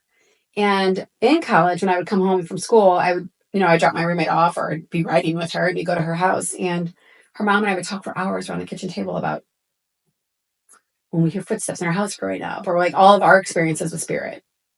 And I remember when she was sick, and my friend, they had 2 times I went and sat with her mom because her mom was bedridden, and the family had like a funeral and something else they had to go do. And they asked, hey, would you come sit with her? I'm like, oh, sure. And we talked. And she asked me, what's the sign you want from me? And I said, flash some lights. Like, I'm just being ridiculous, right? And everyone else had their own little signs. My friend's 4-leaf clovers, and she found those 4-leaf clovers, 2 of them, at a very pivotal moment in her life. Oh, yeah. I had a dream about her mom after she died. And in the dream, anyway, her mom said, go get her. And so I called my friend the next day. I'm like, what's going on? And so it's like all hell was breaking loose in her life. Oh, my goodness. And she came home and found the 4-leaf clovers. They had like grown this huge, like their stems were over 1 foot long, and they were up in her stoop so she could see it when she came home. I mean, it just gives me goosebumps. I'm like, that's how it works. But at her mom's memorial, a beautiful day, and it was gorgeous out, and we were in the basement of the church for like the luncheon afterwards, and I had made the slideshow with the music. As soon as I turned it on, what do you think happened? Home. Ow. I had to restart everything and it came back on. And she and I eye contact and started laughing. Well, then after that, I have another girlfriend of mine whose son died. And at his funeral, or his visitation, I walked in, and it was a crazy storm. When I walked in and gave her a hug, the lights flickered. And she was like, whoa. And I'm like, that's me. Like, I knew that it was spirit communicating. The next day, it was a beautiful day at the funeral. Now there was like maybe cumulus clouds, but it wasn't stormy and it was gorgeous out. And I got into the church and they were in the back and I hugged her and same thing. It was wild. And then recently I was at a funeral for my friend's mom and I walked over to sign the book. It was right next to a lamp and it's like my friend was with me. She's like I just spirit having a good time. Hi. So I love that because what I'm hearing is like, one, it's because a knowing for you, but also they know like that their loved one is there. Yes. They're like two things I want to ask. One is like, what are some of the fruit of your work? Right? I don't know if you can share any stories anonymously or like what's one of your favorite stories of like, I know that what I do is holy work, like is really like loving and serving, because of stories like this. Sure. This is for conscious couples, coaches, and catalysts of spiritual and wellness businesses who feel like imposters in their business because their relationships are draining or toxic. Do you feel like your marriage or relationship is hanging by a thread, constantly fighting with your partner and worried about how it's affecting your kids, your energy, and your business? Maybe you've tried everything. New diets, another self-help book, another certification, all in an effort to fix yourself, your partner, your family. And yet here you are, burnt out, exhausted, and still feeling like something's missing. I'm Krystal Arthur, and I've been exactly where you are. I've been married for 11 years, and most of those we were in spiritual leadership, preaching heaven while living in hell, both as individuals and as a couple. We lived through rage, anxiety, depression, and caused trauma to our 5 children. We followed all the conventional advice, confided in mentors, and went to the marriage retreats year after year. The message was always the same: behave better, resist your desires, submit, and obey the rules. But here's the truth. The real transformation happens when you stop trying to fix yourself and everyone else and start accepting and loving yourself unconditionally. The secret is in reclaiming your power and discovering where you're holding yourself back from intimacy, aliveness, and your truest desires, both in your relationship and in your business. As a wellness or spiritual entrepreneur or leader, you feel like you should have the answers, the spiritual perspective, the clarity to navigate and balance it all. But when your marriage is falling apart and you're starting to feel like a hypocrite in your own business, it can feel impossible to find a way forward. I've lived that disconnection, the feeling of hopelessness and the heartbreak of wondering if divorce is the only answer. Through my coaching, I guide individuals and couples to uncover their deepest desire and finally start to build the life, relationship, and business they're meant for. You'll learn to heal from within, letting go of the constant need to fix, and create a relationship where you and your partner become the power couple you've always dreamed of, full of purpose, passion, and potential. In this 6-month container, together we will create a field of safety, sacred sovereignty, love, and sensual empowerment that will elicit a remembrance in you of who you are and what you're capable of. It will transmute the energy of doubt, lack, shame, and resentment, and resurrect in you the capacity to have a thriving relationship with your pleasure, purpose, power, and partner. With this truth anchored and embodied, you will see your sovereign vision begin to manifest and experience the fullness of your magic. This is by far my most powerful offering. To learn more and schedule a free 1-hour clarity call, go to krystalarthur.com or click the link in the show notes. This is a virtual offering. I'm on a mission to see as many individuals and couples come alive to their power, purpose, prosperity, and pleasure as possible. Again, that's my name, krystalarthur.com, or find the link in the show notes of this episode. So, I do have many, and I've asked for permission from people over the years. I've never published any, like on my social media, or maybe I should, because they're, so, where do I want to start? I'll start with this one. When you're sharing, can you also share maybe like, is it always this, is it everyone who comes to you, your typical clients, are they always people who are already bought into spirituality and mediumship and no. In fact, I've had people come in here and they tell me I want more life coaching. I don't want to talk to the dead. Which I giggle because I'm like, okay, cool. However, the truth is I lead my readings. And Spirit and I were together during the session. And when I do have people come in here, usually it's men, or if they are online, I do virtual sessions. So if they're online with me, they're the ones that are the doubters. They usually get the strongest messages. Are those that are like, I don't know if this is real. And they're like, how does she know this? I've had people accuse their loved ones of giving me information. Oh, wow. I'm going to clear that up right now because people will message me, I heard you do readings. I'm like, I do. Do you want one? Because they don't want to. I think people give me fake names, email addresses, and phone numbers when they sign up. And they've used someone else's bank card to book sessions with me. And I have to chuckle at it because it makes sense. From the human perspective, I get it. I don't recommend giving me fake phone numbers or no way to get a hold of someone, because if I have an accident that happens or I'm running behind, I go to my schedule, my calendar, and I cut and paste the phone number to send a text message and say, hey, I'm running like 10 minutes behind. And so if it's a fake number or your friend who lives in Alaska, I can't get a hold of you. However, they do that. And I've had people who I've had like these amazing sessions, and I think sometimes once they've had a session with me, if they don't 100% understand how it works, or they're not doing stuff to move the energy and the same messages come through again, they're like, oh, well, she said this last time. I don't remember my readings. And I don't have time to go through and research you on social media to find out if your child is dead or your mom or your dad. I don't have time. Plus, I don't have the brain capacity for that. I really don't. Teaching full time. I'm a medium and I have a son. So it's like I don't. And I have nothing to. Here's the underlying thing. I have nothing to prove. I'm here just to be. I'm here to be me. And that's enough. That is the most. That's it. So as far as the doubters and people who are like, especially at group readings, this was kind of cute. I did a group session virtually about 2 months ago, I think, maybe longer than that. And the women were in Florida. And I could see on the screen, because I asked the girl, I'm like, oh, could you use your computer to have the session, not your phone, so I can see more people? She's like, oh, yeah, sure. Well, they were kind of circled up, and there was a woman on each side that wasn't on the screen. And I asked, because I heard from their loved ones, I'm like, is there a woman on each side that doesn't want necessarily to get a reading right now, or is kind of skeptical? They were like, yeah. I'm like, want a message or not? Like, let me know and I'll give them the message. And ended up they were actually very pertinent and poignant, and like that's what they needed to hear. And so, but how did I know they were sitting there? You know what I mean? I couldn't even see them because they were virtual. And then one of the most beautiful stories that I have is, oh gosh, I have so many. I'll give you like a few. So one, there's this woman I read for. I'd read for actually her husband.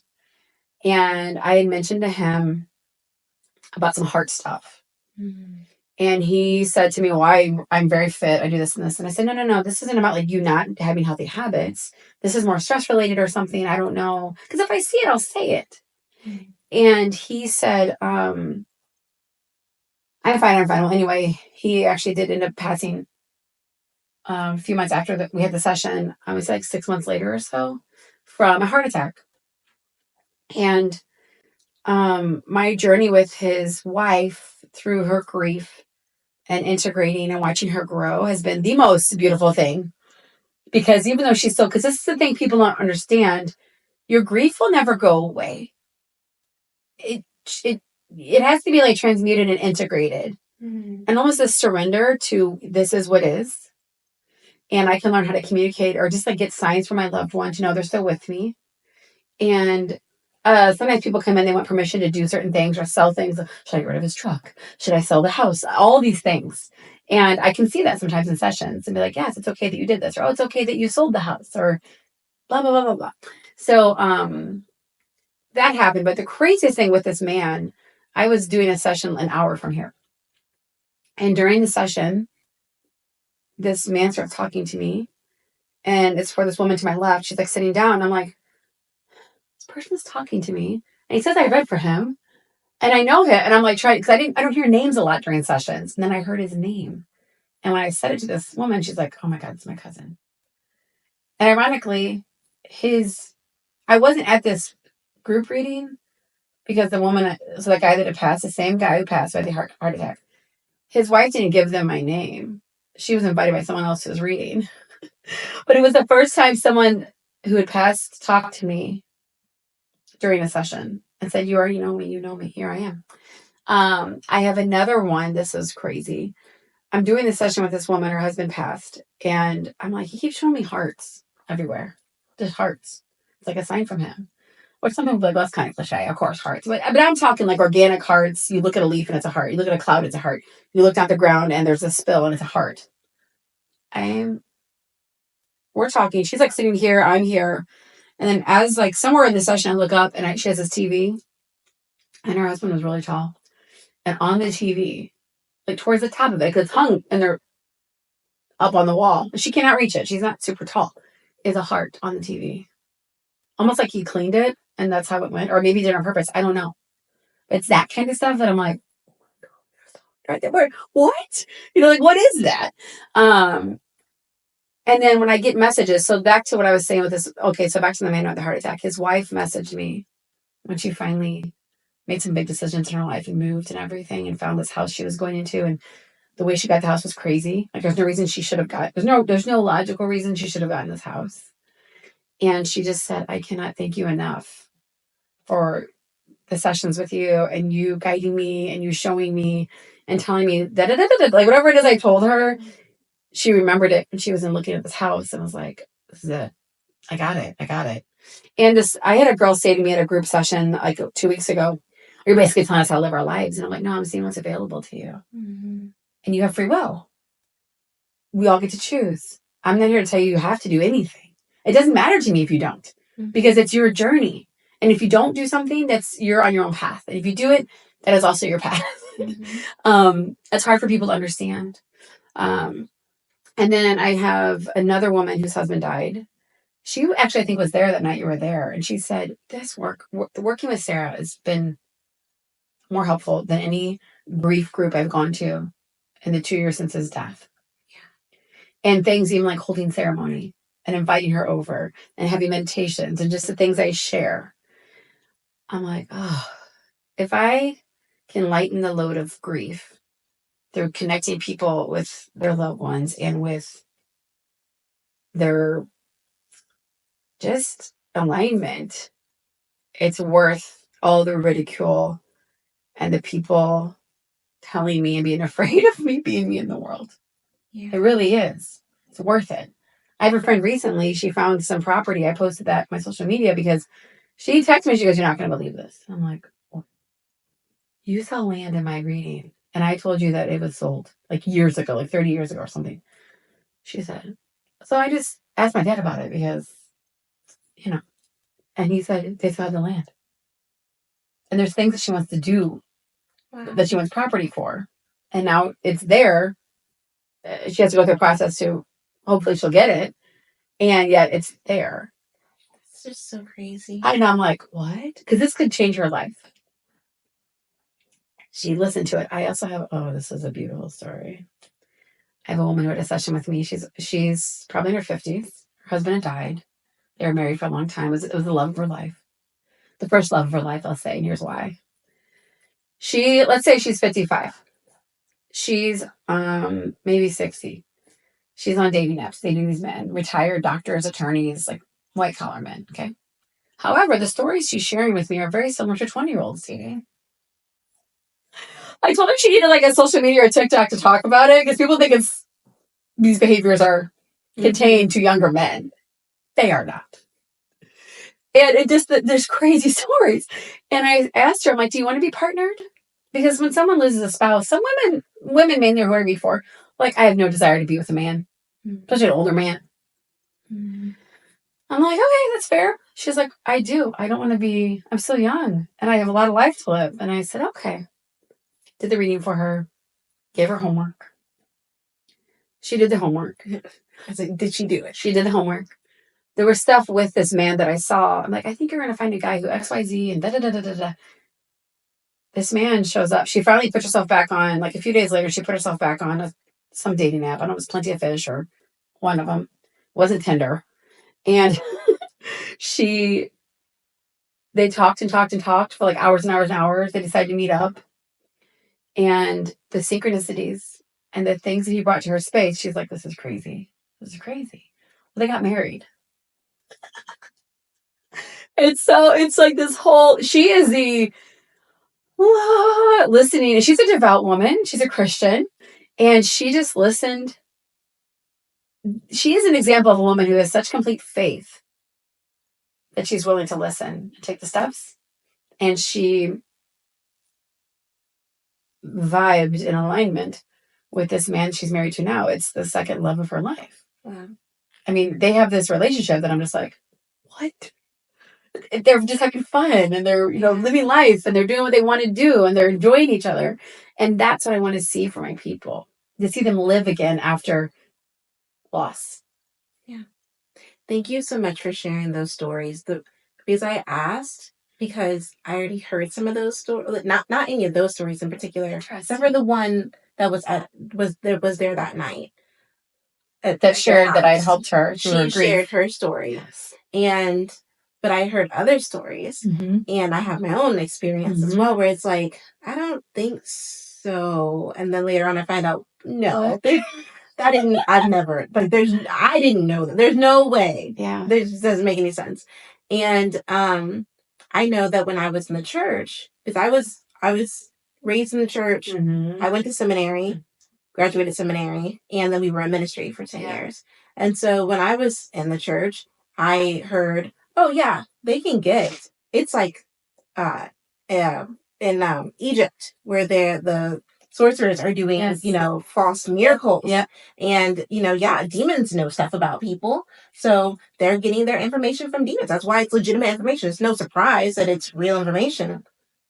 But the Bible also says that a house divided against, like, when they called Jesus a devil, said he had a devil. So when they were persecuting Jesus, saying that he was doing things from evil power, from the devil's power, which, did they have a concept of the devil like we do now? Then I don't know. But the point is, when they were saying he was doing it not of good, not of God's power, he said, a house divided against itself can't stand. Yes. If you see my good works, you see my miracles, yes, why would the enemy do that? Why that doesn't make any sense. You see the fruit of what I'm doing. And so that's why I asked you about your fruit. And it's love, joy, peace, patience with one's own life, patience with God, patience, like with the flow of life and how things are unfolding in your grief process.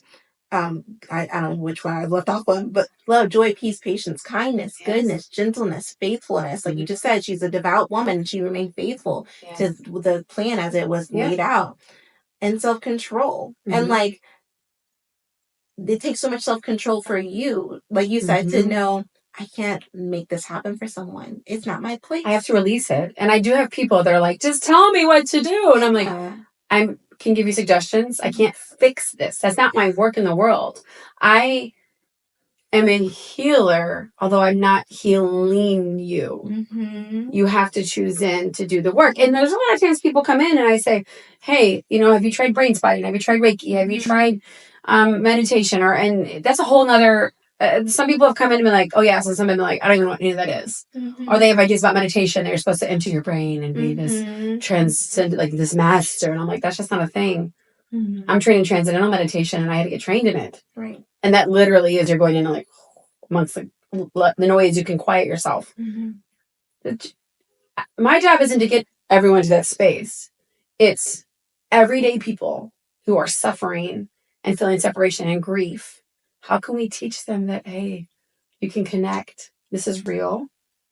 Your grief is real. And it's going to be with you a little bit. So here and there, you're going to experience it. Maybe a lot. I always say, moms, this is so interesting to me. When a mother loses a child or children, we have cords with our children that we form. The cord between a mother and child is different than a father and a child. It just is. And a mother whose heart has been shattered from the death of a child has the capacity to love greater than any other human walking on the planet, because she knows the depth of that grief and that loss. She has that capacity. It's there. Whether or not she's able to do the, not, this sounds flippant. I don't mean she's able to do the work. Anyone can do the work. That's not what I mean. It's like, is she able to shift in with a practitioner or someone, not necessarily me. Sorry. Is she able to shift and connect with that part of herself so that she can integrate and move through it? But she has the hard depth is. Yeah, definitely. I've been finding that as well. Like, the deeper I go into... I'm like... But the deeper I go into my own fear or sadness or darkness, the more capacity I have for faith and joy and light. And even that, we talked about, like, how, like, the feminine aspects of the divine have been lost. And the reclamation of that for me has been learning to not fear my own darkness. 100%. And learning that everything is God. And even those parts of me that I characterize or I judge as less or stupid or ugly or not acceptable, bitter or bitchy, petty, or too much or whatever the thing is. You're too not much. enough. You're too much. It's like, no, all of this is God. All of this is a blessing. All of this is for me. And so it makes sense. Like, the deeper you go, the more capacity you have. Yeah, because like when you can start shedding the layers, I think of it years ago, someone, and actually outside a classroom, was like, think like an onion, just peeling the layers off of an onion. Get to the heart of it. And that has to do a lot with people doing talk therapy. I mean, it's like, what is actually happening here? What's driving this behavior? Is this what you want to create in your life? Let's fight. And no human's going to be like, oh yeah, I want to lose my loved one. Okay, well, the reality is there has to be a surrender and acceptance of this is what it is. It took me a long time to get pregnant, which is a whole other grief game in and of itself that our society also doesn't really talk about a ton. The woman who's going through fertility issues. And I remember the day that it downloaded in me my answer, and it was my surrender. Because people tell you to relax. They give you all kinds of advice when you're having trouble having a child. And they'll do the same thing when you lose a child or any loved one. I love that the widows come in and all their friends are like, oh, I got this guy you should date, or oh, you shouldn't date. It's been 6 months. You should not be talking to anybody. It's just this whole idea that we should be mourning forever. And I'm like, death is messy. Grief is messy. There's no timeline. It's not linear. We know that, right? It's like just this wild ride that you're on and that you don't necessarily have control over. And I know for me, I walked outside. I was in Webster. And I had my Jeep parked outside. I had a black Jeep at the time, and I had the doors off and the top off. And it was a beautiful night. And I came out of this like little art class my friends and I had taken. And this woman I didn't know really well, but she was friends with one of my good friends. And she knew my story because my friend had told her, which at the time kind of irritated me because it was my story to tell. This woman goes, you're going to have to get rid of that when you have kids. And this is after I'd spent 2.5 to 3 hours listening to her talk about how kids are really hard and I think I want them, and do I really want them? And she had 2, and I'm like, ma'am, I'm 1 of 6, technically 1 of 7. I'm a teacher. Like, what are you talking about? Okay, and I just was very quiet and let her just talk and have her experience. Well, so when I was getting into my Jeep right outside the store, because that's where I parked it, because it had the top and the doors off, and she's like, hey, you have to get rid of that when you have kids. I spun around and I said, I don't need a minivan to define me as a mother any more than I need a baby to define me as a woman.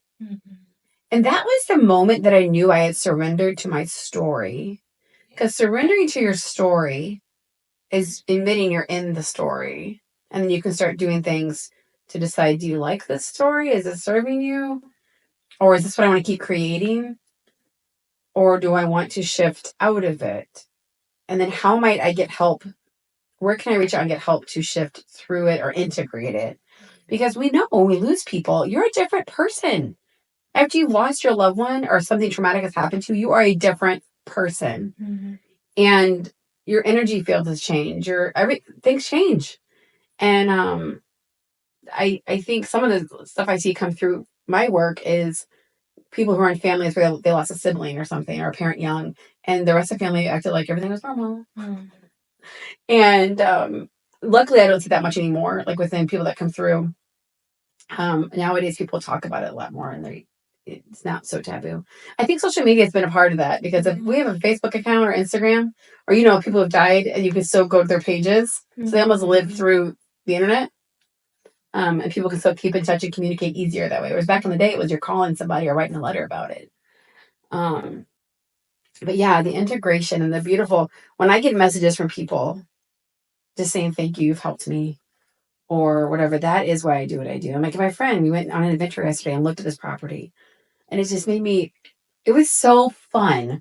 And exploring this land with her, and her just being like, oh my God, look at this, look at that. And I thought, this is wild to me. It's wild to me. But what do you think people ask me all the time when they come in? One of the first things when they're being funny, like people who are especially doubting my gifts, or if I'm out and about and someone goes, "Oh, Sarah's a psychic medium. She sees color." What are the lottery numbers? If I knew the lottery numbers, I wouldn't tell you. I was gonna guess. Have you seen The Sixth Sense? However, that's not how it works. I'm not a fortune teller. Yeah. So it's so fascinating. People are like, don't you use tarot cards? I'm like, tarot is just another tool of divination. And I do read tarot, however, not for anyone else, for myself. Mm-hmm. I use oracle cards and I read. So wrapping it up. Mm-hmm. I mean, I have so many more questions. I could ask. We could keep going. Yes. But we both have families. We have children. My husband's wondering. So, okay. I have to pick which question to ask. Yeah. Two things I'd like to go into before we wrap up is, and maybe it was the situation for several years with the school district, but what's been one of the most challenging things that you've experienced in your work? Right now it would be literally that balance of when do I leave my job as an educator and step fully into my work and provide, it's like this dance of like, because it really is entrepreneurial to a degree. Mm-hmm, and it's the guilt that I was feeling from being gone from my family, from my son, because I am a Cancer. My Venus is in Cancer, so I want to be home cooking and doing the stuff around the house and being with my children and helping them. And I love animals, and also I want to do my work in the world. And so that's been one of the most challenging things, I would say. Thank you for sharing that, because I feel like that's really relevant to a lot of people. Mm-hmm. Like that balance of when do I leave my day job? Yeah. How do I do it in such a way that I'm not detracting from my family life? Yes, and like I'm still honoring them and being able to provide, because even though I'm a feminine in the space, that has provided for us for all these years. So I want to make sure and also letting my identity as a school teacher die is a thing. Because listen, you tell people you're a teacher, especially when I taught kindergarten, what would they say? Oh, that's so cute. Oh my God. Oh, I'm a middle school teacher. Oh my God. I don't know how you do it. Oh, I'm a psychic medium. Oh. Yeah, that's huge. Oh.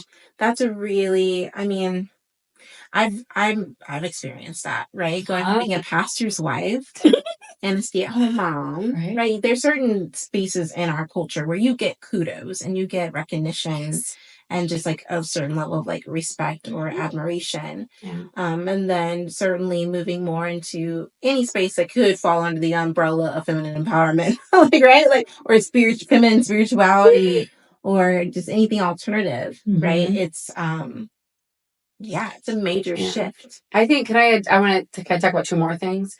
I think I wouldn't say it's a struggle, but something that's always in the back of my head is I have my own shadow work. I have my own stuff I have to deal with. And when I've had, it doesn't happen often. I have had people though in my space who are no longer in my space say to me, well, for being a powerful healer, you sure do have a lot of your own stuff or whatever. This whole idea that because I'm supporting people, I'm not allowed to have my own stuff. And I said, no, you've got it wrong. I think this goes with anyone that's working out in the world. If people, this is why I think even with educators, like literally being in therapy or having life coaches and people they're working with, because if you're working with someone who's doing that kind of work, they need to be doing the work too. Mm-hmm. And that is part of doing the work. Is I'm doing my own personal work, which I do, and I am able to support people because of my life experiences and the work that I've done. And so that's why I explained. I'm like, I don't have to be perfect. And actually, I'm not perfect. But that doesn't make me any less of a healer or any less of a seer or any less of a psychic medium. And it's me being human. And so that has been the self-acceptance even in that. Because of course, when I first heard that probably 5 years ago, I was like, oh, gosh, that's true. I used to think that way. Like, if I found out something about one of the spiritual teachers I was following, I was discredited them. Yeah. Yes. And that's actually not the case. Mm-hmm. I think that person's doing the work. That's one of my things with social media that gives me the ick. Is if someone, or like the cancel culture, I guess, if someone does something that a group doesn't agree with, it immediately is just like, boom. And it's like, well, wait a minute. Where's the space in there for them to be a human and even reevaluate how they showed up? Mm-hmm. And to say, this wasn't in alignment with who I want to be. Or to say, well, this is who I am. Mm-hmm. And so, no, I don't have to do this and this and this because you're telling me I have to. Mm-hmm. That is also them standing in their power. Even if it doesn't create connectivity or like alignment with me, at least that person's in their truth. To a degree. And there's some stuff that I'm like, if it's causing destruction to other humans or like it's right, that I have issue with it. Some of these people need to be canceled. I know. But not everybody. Not everybody. And then the other is not a struggle necessarily. It's been more of what I want to move into. So holding the vision while also creating what I am now. Because I would love to have a much bigger space to do a lot of different things out of. Not just readings, like actually having a space for group sessions if people want to come to it. And I can have classes and like other things. So looking for that. And with the energy is super important to me. So when I even look at places to host my events, because I have some coming up, I'm reading the energy of that space I'll be utilizing and deciding if it's in alignment with what I'm creating. So. Did I ask 2 questions already? You asked just one. Okay, well, just on that, I would love for you to go into, so you've always had these gifts, but did they grow over time? And like, what was that like? And like, I know you took some classes, but like, how much did you have to, how much did that come supernaturally to you? Or was that like a real discipline and effort? And was it terrifying? Because I imagine it being terrifying. I imagine like, okay, where my mind first goes to, right, is first off the Sixth Sense, right? Totally scary. Like I just want a big glass of water in the middle of the night, and now here's this person who's like bleeding, and like it's just so scary. Yeah. Or I think of like, I'm just trying to get my groove on, and I want some privacy right now. And here's someone's little unrelated grandma all up in my mix. Like that's where my mind goes. Just to check this out. And I'm curious because like my mom and my grandma have always known, they've always said that they pretty much know they get something when someone's going to pass away or have a baby. Yes. And I don't feel like, there's also not been that many people who pass away in my life. Yeah. I don't feel like I have that, but I've always had hardcore deja vu, where I remember once I was in the gifted program when I was in elementary school, and like I was like, stop everybody. And I was like, this is what's about to happen. And it happened. And I was like, the only time that happened, I think it freaked me out and I usually sucked it in. But I was very, very hardcore raised in a church where it was like, that stuff is evil. Yeah. And so like, I really drew it in, but I was always so attracted to all of it. I did do a seance when I was in elementary school. I remember you said that. Was conjuring the devil. But also super weird, interesting that like it worked. Like something happened, things happened. Yeah. And, but like, you opened yourself to spirit. Which I think is what it really is. But I got scared as crap because we immediately went to, this was evil. Yes. And felt really guilty. But like went back and forth with it. Like loved Buffy the Vampire Slayer, loved Willow, loved, like I was always like super like attracted to these different things. And like as far as like the one thing that stuck with me is dreams. Yes. And deja vu. Mm-hmm. And like, and I'll dream. And then, like, I'll have moments where it's like, I had this dream and I know exactly what's about to happen next. And, like, I'm just, like, walking through the steps that I already know I had the dream of. And I'm like, this has got to be more than just Like, it would be cool if this was like useful. Yeah. You know what I mean? Like if I Yes. could like bless my own life or someone else's life with it. Yeah. And I'm sure other people have experienced things like that and like just been like dismissive of themselves. Yes. Or suppressed it for fear. Or just didn't even know what it was. Yeah. Like, what are the chances? Yeah. So a few things with that. One is, I think everyone has intuitive gifts. I caution to say psychic gifts, even though it is the same thing, because our society interchanges medium and psychic. So I'm saved in a lot of phones as Sarah Psychic or Psychic Sarah. And but really every medium is a psychic. Not every psychic is a medium. So mediums, like they're talking to the dead, angels and guides. Psychics are using their intuitive gifts to give you messages. It might be through, I mean, you can have like all kinds of people with different gifts who are psychic and they can tap in. And so I think that's the first discernment, because I think there is a level of discernment and delivery to being a medium. So if you're going to work openly as a medium and give messages from people, you have to have done some type of, there has to be a level. If you've ever had someone, people have told me stories that I've read for, or maybe a bartender was like, I'm a medium, and blah, blah, blah, like just in the middle of the bar. That energy is not conducive to talking to spirit. And granted, spirit may communicate whenever they want, but it's like that really to give someone a message like that, because you don't know how it's going to be received necessarily. I had to let go of that too. I cannot 100% control how someone receives my message. Or like what they take away from it, right? I have to trust that I'm just showing up as myself and that's what they need to hear. But as far as being freaked out by it, so because I think I always was able to see color and communicate with animals, and see the dead. We had a ghost in my house. We had a ghost. I say it like that because it's not like a Hollywood ghost. So like when in The Sixth Sense, when he's hearing or he's seeing the or even like what is it called? Beetlejuice. Yeah. When they're seeing like they come back all gory. That's not how I see people when they die. When I see people who've come back, who are communicating, I shouldn't say come back, they're just communicating. I usually see them when they're at their happiest. So if it's like grandparents, I'll see them when they're in their early 20s. Their grandpa will be in his like uniform. Their grandmother might be in her nursing uniform. And this is a scene. Like I'm seeing it. Yeah. Eyes open? My eyes are open. It can happen if their clothes are open. I can do this if I'm talking on the phone with someone, because I do have an older woman who doesn't have a smartphone. She's a landline. And are you seeing like in the room with you, or are you seeing like in your mind's eye? Well, I don't know how to explain it. It's kind of both. However, I see them in the room. Okay. But not like you see the purses hanging over there or me. It's different.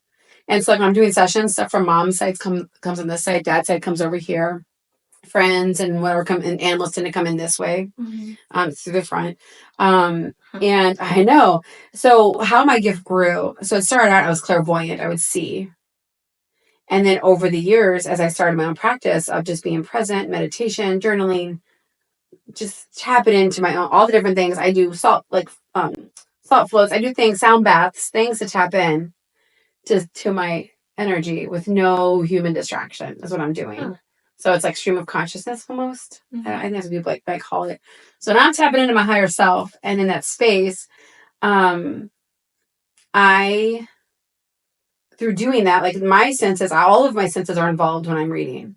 So I see, hear, taste, smell, experience in my body. Sometimes how someone died. Like I'm like, oh, your mom had a heart attack. I feel that here. Oh, this person had. And you don't freak out like you're having a heart attack. No, because I did the work. That's what all those classes, the intuitive development class, and then I took a mediumship class, although I didn't finish it because it kind of got weird. Many of the participants in it weren't the same people who had gone through the intuition development, and they were doing it just for more fun, not so much for practice. And so it just wasn't do that for fun. So my gift is so different that there was some, it was weird because the woman leading it was like, oh yeah. And then some people were like, well, I've never heard of that. So it's like, why am I doing this? Why am I in this space? So, and I realized I didn't necessarily need it. Cause you can take classes on like Daily Om and learn about mediumship or talking to guides and spirit guides. It's a matter of, do you practice it? Are you connecting consistently and with intention with your guides and whatever? So when my gifts are also, here's something else that's kind of cool. My signs from source have changed over the years, or they change. So I might get like feathers for a really long time. And I'll see feathers in crazy spaces. I even had someone ask me once, don't you think you should see feathers? Because there's a psychology behind that. Right. You say yellow Corvette, you see yellow Corvettes everywhere. I said, well, I don't know. I mean, I guess that's one way to look at it. This is a woman who is pretty much, again, when people ask questions, they're questioning their own faith and their own understanding. It's not necessarily me they're questioning, it's their own experience. or their own journey that they're on. Well, we come around this corner. Go ahead. Where again? Okay. Wait. I'm like frozen. Okay. Yep. We come around this corner. We were hiking, and there was this. I'll never forget it. I said, "Well, I don't know. I think feathers are like a sign for me because I find them in weird places that you're like, how did this get there?" So we walk around the corner. We're hiking in the woods, and on this understory plant, probably like a honeysuckle, it's kind of like created like a little shelf, and there's this. It looks like a bird has been annihilated. There's no body. There are feathers everywhere, and I'm like, "Well, there's your sign for you, not for me." I'm not the one questioning the feathers everywhere. And then I also had a feather that same weekend come out of the sky and fall down like this in my path. It was a hawk feather. So it's like, I don't know, what are the chances of that happening? I don't see feathers like that. Right? Are they falling out of the sky in your path? So it's like that kind of stuff. So as my gifts have, it's like I'm so, I feel so much calmer in spaces because I know, and in events and things happening, because I know that they're going to be fine. And there is no, I grew up with a lot of like my nervous system was dysregulated, like money scarcity. And I've learned that like, no, that's not how spirit shows up in your life. The universe is an abundant, God is a creator. And we co-create with that energy and with God all the time. There's no separation. So for me, as my gifts have developed, I'm not scared. I will walk through the dark and not be scared. Because I know I'm protected. By who? By what? Source, energy, spirit, God, love. It is a deep trust that I think took me many years to get to. Yeah. That makes me think that I walked through the valley of the shadow of death. I was like, fear no evil. On that, I asked you this in that first conversation as well. I said, do you like do anything for protection? Or, I was like, I don't understand. Like, aren't you afraid that like something scary is gonna come through? I do, yeah. And you said, how did you put it? I don't know.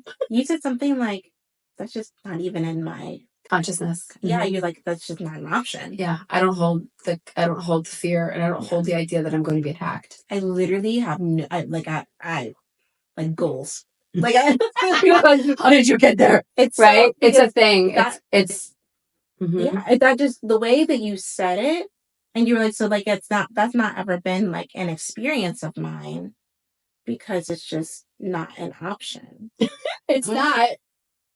I mean, I could be attacked, I guess. However, it's not about me. It's never about me. But it makes sense to me because like, sometimes I hear people like whenever I was like early in my deconstruction, like I was, just learning about different traditions, different cultures, different religions. And I could like just sense like, oh, like I respect that. And that's really interesting. And maybe there's some like wisdom I can pull from this or that. But that's still very fear-based to me. Like if I have to go through all these rituals and have all these crystals specifically in this exact order, and you know what I'm saying? Like no, like I still love my black tourmaline, and like it's not like I don't like that stuff, but it's like to feel like or else, that or else energy, like to me it's like it's just not for me, and like I feel like probably if you have that belief and that energy, then like attracts like. But like I'm at least trying to choose like just like that's just like not for me, and I just choose to believe that I kind of say like if there's something that's like a lower vibration or something that that's in my space or coming up in my life, and I have examples of that like scarcity, right? Like it's like okay, then all I know is like that's a catalyst for me to know that somehow I'm a vibrational match to that. So I'm just gonna, instead of fearing it on the outside, I'm gonna look for it on the inside and learn where I can like integrate that, or learn where I can be more embodied, like do two things you've brought up several times. Like, where am I a vibrational match to it? And let me do my own work there instead of resisting that thing on the outside and trying to deal with it on the outside of me. But I whatever you want to share or can share there, I kind of paired to what I remember you saying in that conversation. But I feel like that's really huge. And I think that probably holds a lot of people back from working with you and people like you. Is like, but what if? But what if? Yeah. So, I have had, so to that fear base, that whole like idea, I It's interesting because I do hold the intention that, well, I know I say I'm a light worker and a shadow boxer. Because I'm like, oh, I'm shadow boxing with my own shadow and other people. Like, right? I'm working with that as I'm doing sessions. And the light worker is bringing the darkness to light. And a lot of the times it is like, hey, here's your grief. I'm bringing it to the surface. Let's transmute this. Let's integrate it. Let's show you where the love is still in that space. But with fear, well, how did you say it? You said that I responded to you and said, say that again. Man, I don't know. It's in my notes in my phone because I was literally taking notes when I was talking to you. I don't fear. Okay, say it again. I think you just said like it's not a thing. It really is. Yeah, it's not something that I'm like, because I've had people ask me like, what if something comes home with me? And I said, well, I hold the space. I set up the space. And I do think like if you're gonna have crystals in your space, crystals have energetic properties. Mm-hmm. And it's a matter of deciding, well, what is the property you want to have. I never want to have something on me to protect me because I think I'm being attacked. It's like even my turquoise and everything, mm-hmm. that's more to conserve my energy. Or when I say protect my energy, it's more so that I can maintain it during a session or even tap in. Or this ring actually I wear all the time. I took it from my mom. I love horses. There's horses on the side. I think she got this from the Southwest somewhere. I don't know, it was Arizona, New Mexico. Someone brought it back for her. Or she got it somehow. That's probably the reason I wear it, because it reminds me of my mom. She's still here. She knows I have it. She's like, that's my ring. I'm like, I've had this since I was like 17. I took it from your jewelry box. You never wore it. We just terrible it down. I'm like, oh, I could get it. That's irritating to her that I took her stuff. So she's allowed me to continue to wear it. But this idea that I'm going to be attacked, let's think back to that even like in religion. Mm-hmm. Fear-based. Fear is a low vibration. The highest vibration we could ever experience is love and joy. And so if we're in fear, what is our experience? Mm-hmm. Where are we living from? And I'm not, this is a collective thought too. This is a collective energy. Because I know people are born, people are born in oppression. They're born in systems that are keeping them down. Mm-hmm. And so examining that from like, well, what is that? Well, if we can keep people in fear, then we can control them. Yeah. And so, what would happen if people actually took responsibility for their life and what was happening in a bigger scale? And so the devil made me do it. Exactly. I mean, like, it's not outside of me. And so it's the powers within. I gave in to the devil. I did depressed because I was under spiritual attack. Yes. And it's like, or maybe there's some childhood trauma there. Right. Maybe there's some dissociation. Maybe narcissistic. Maybe maybe there's stuff to work through mm-hmm. and to heal. Yes. And that's what I found is like these demons are more like, if you want to call them inner demons. It's like, what is going on inside of me? And the issue isn't casting it out or purging it or exercising it. It's loving that part of myself. When you look at like, even societally, like, let's look at poverty as an example. People who truly grow up in poverty, it's really hard to get out of it in our society. It's the way it is structured mm-hmm. as a system, mm-hmm. which to me is a fear-based and low vibrating mm-hmm. thing. And there is something to empowering people. The really cool thing is that technology sort of has shortened that gap to a degree, I think, mm-hmm. because it has allowed people to have access to information. Yeah.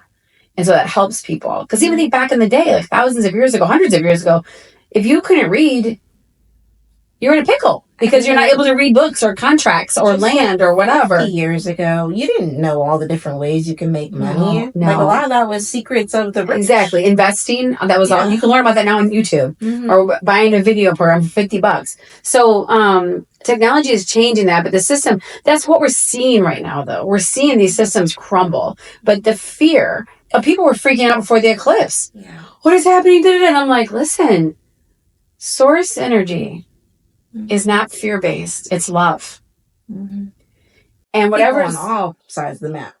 All sides of the map. Religious, spiritual, non-spiritual. Yeah. And if you look at the planets, like how they're aligned right now and what it's saying or where everything is and it's not bad though. Again, bad is a human construct. It'll seemingly not benefit everyone. However, I go back to I believe everything's happening for the highest good for all. And so I think that whatever is crumbling needs to crumble. So that think about like forest fires.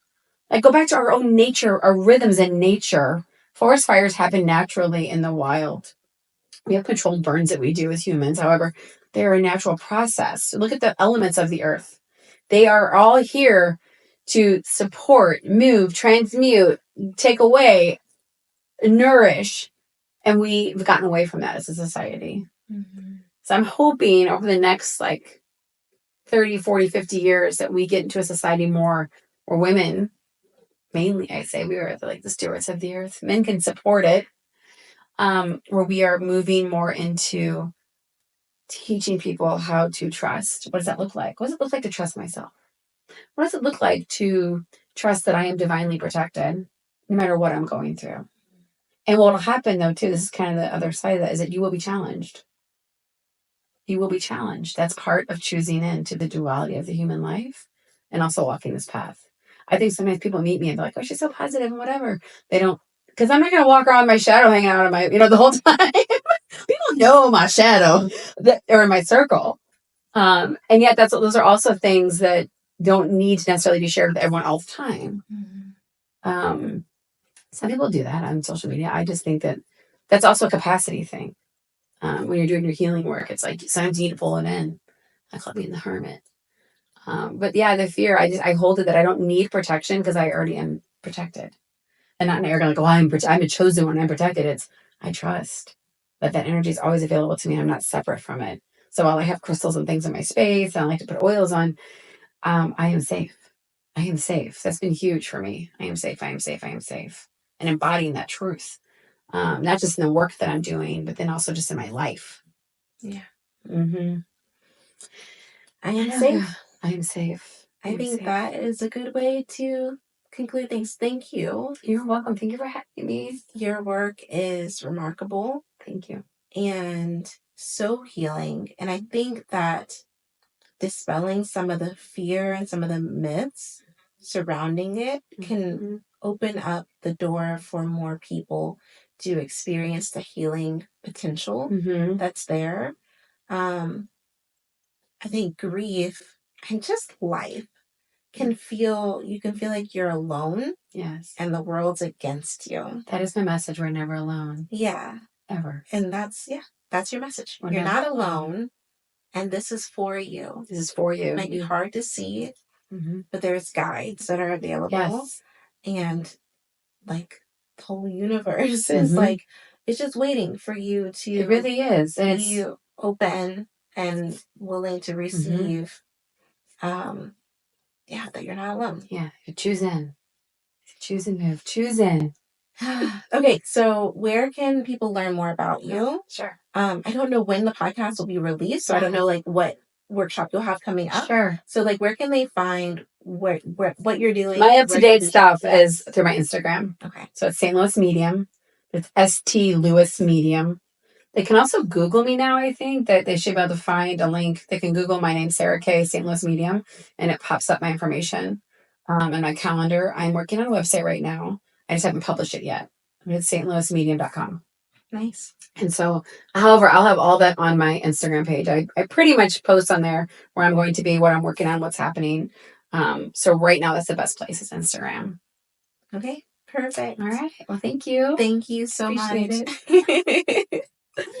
That was fun. Thank you for listening to the Divine Desire podcast. I'm Krystal Arthur. This is where together we dive into the wellness, woo, and taboo in business and in ourselves to reclaim our power and heal our relationships with our pleasure, purpose, prosperity, and partners. You're invited to check out the next episode. Please leave a rating and review on Spotify, Apple, or YouTube. Also, if you found anything helpful, inspiring, or curious, please share this podcast with a friend. If you want to invite me to be on your podcast, apply to be our next guest, or receive more teachings and tools from me, head over to krystalarthur.com and join our free community and email list. Thank you so much for being here.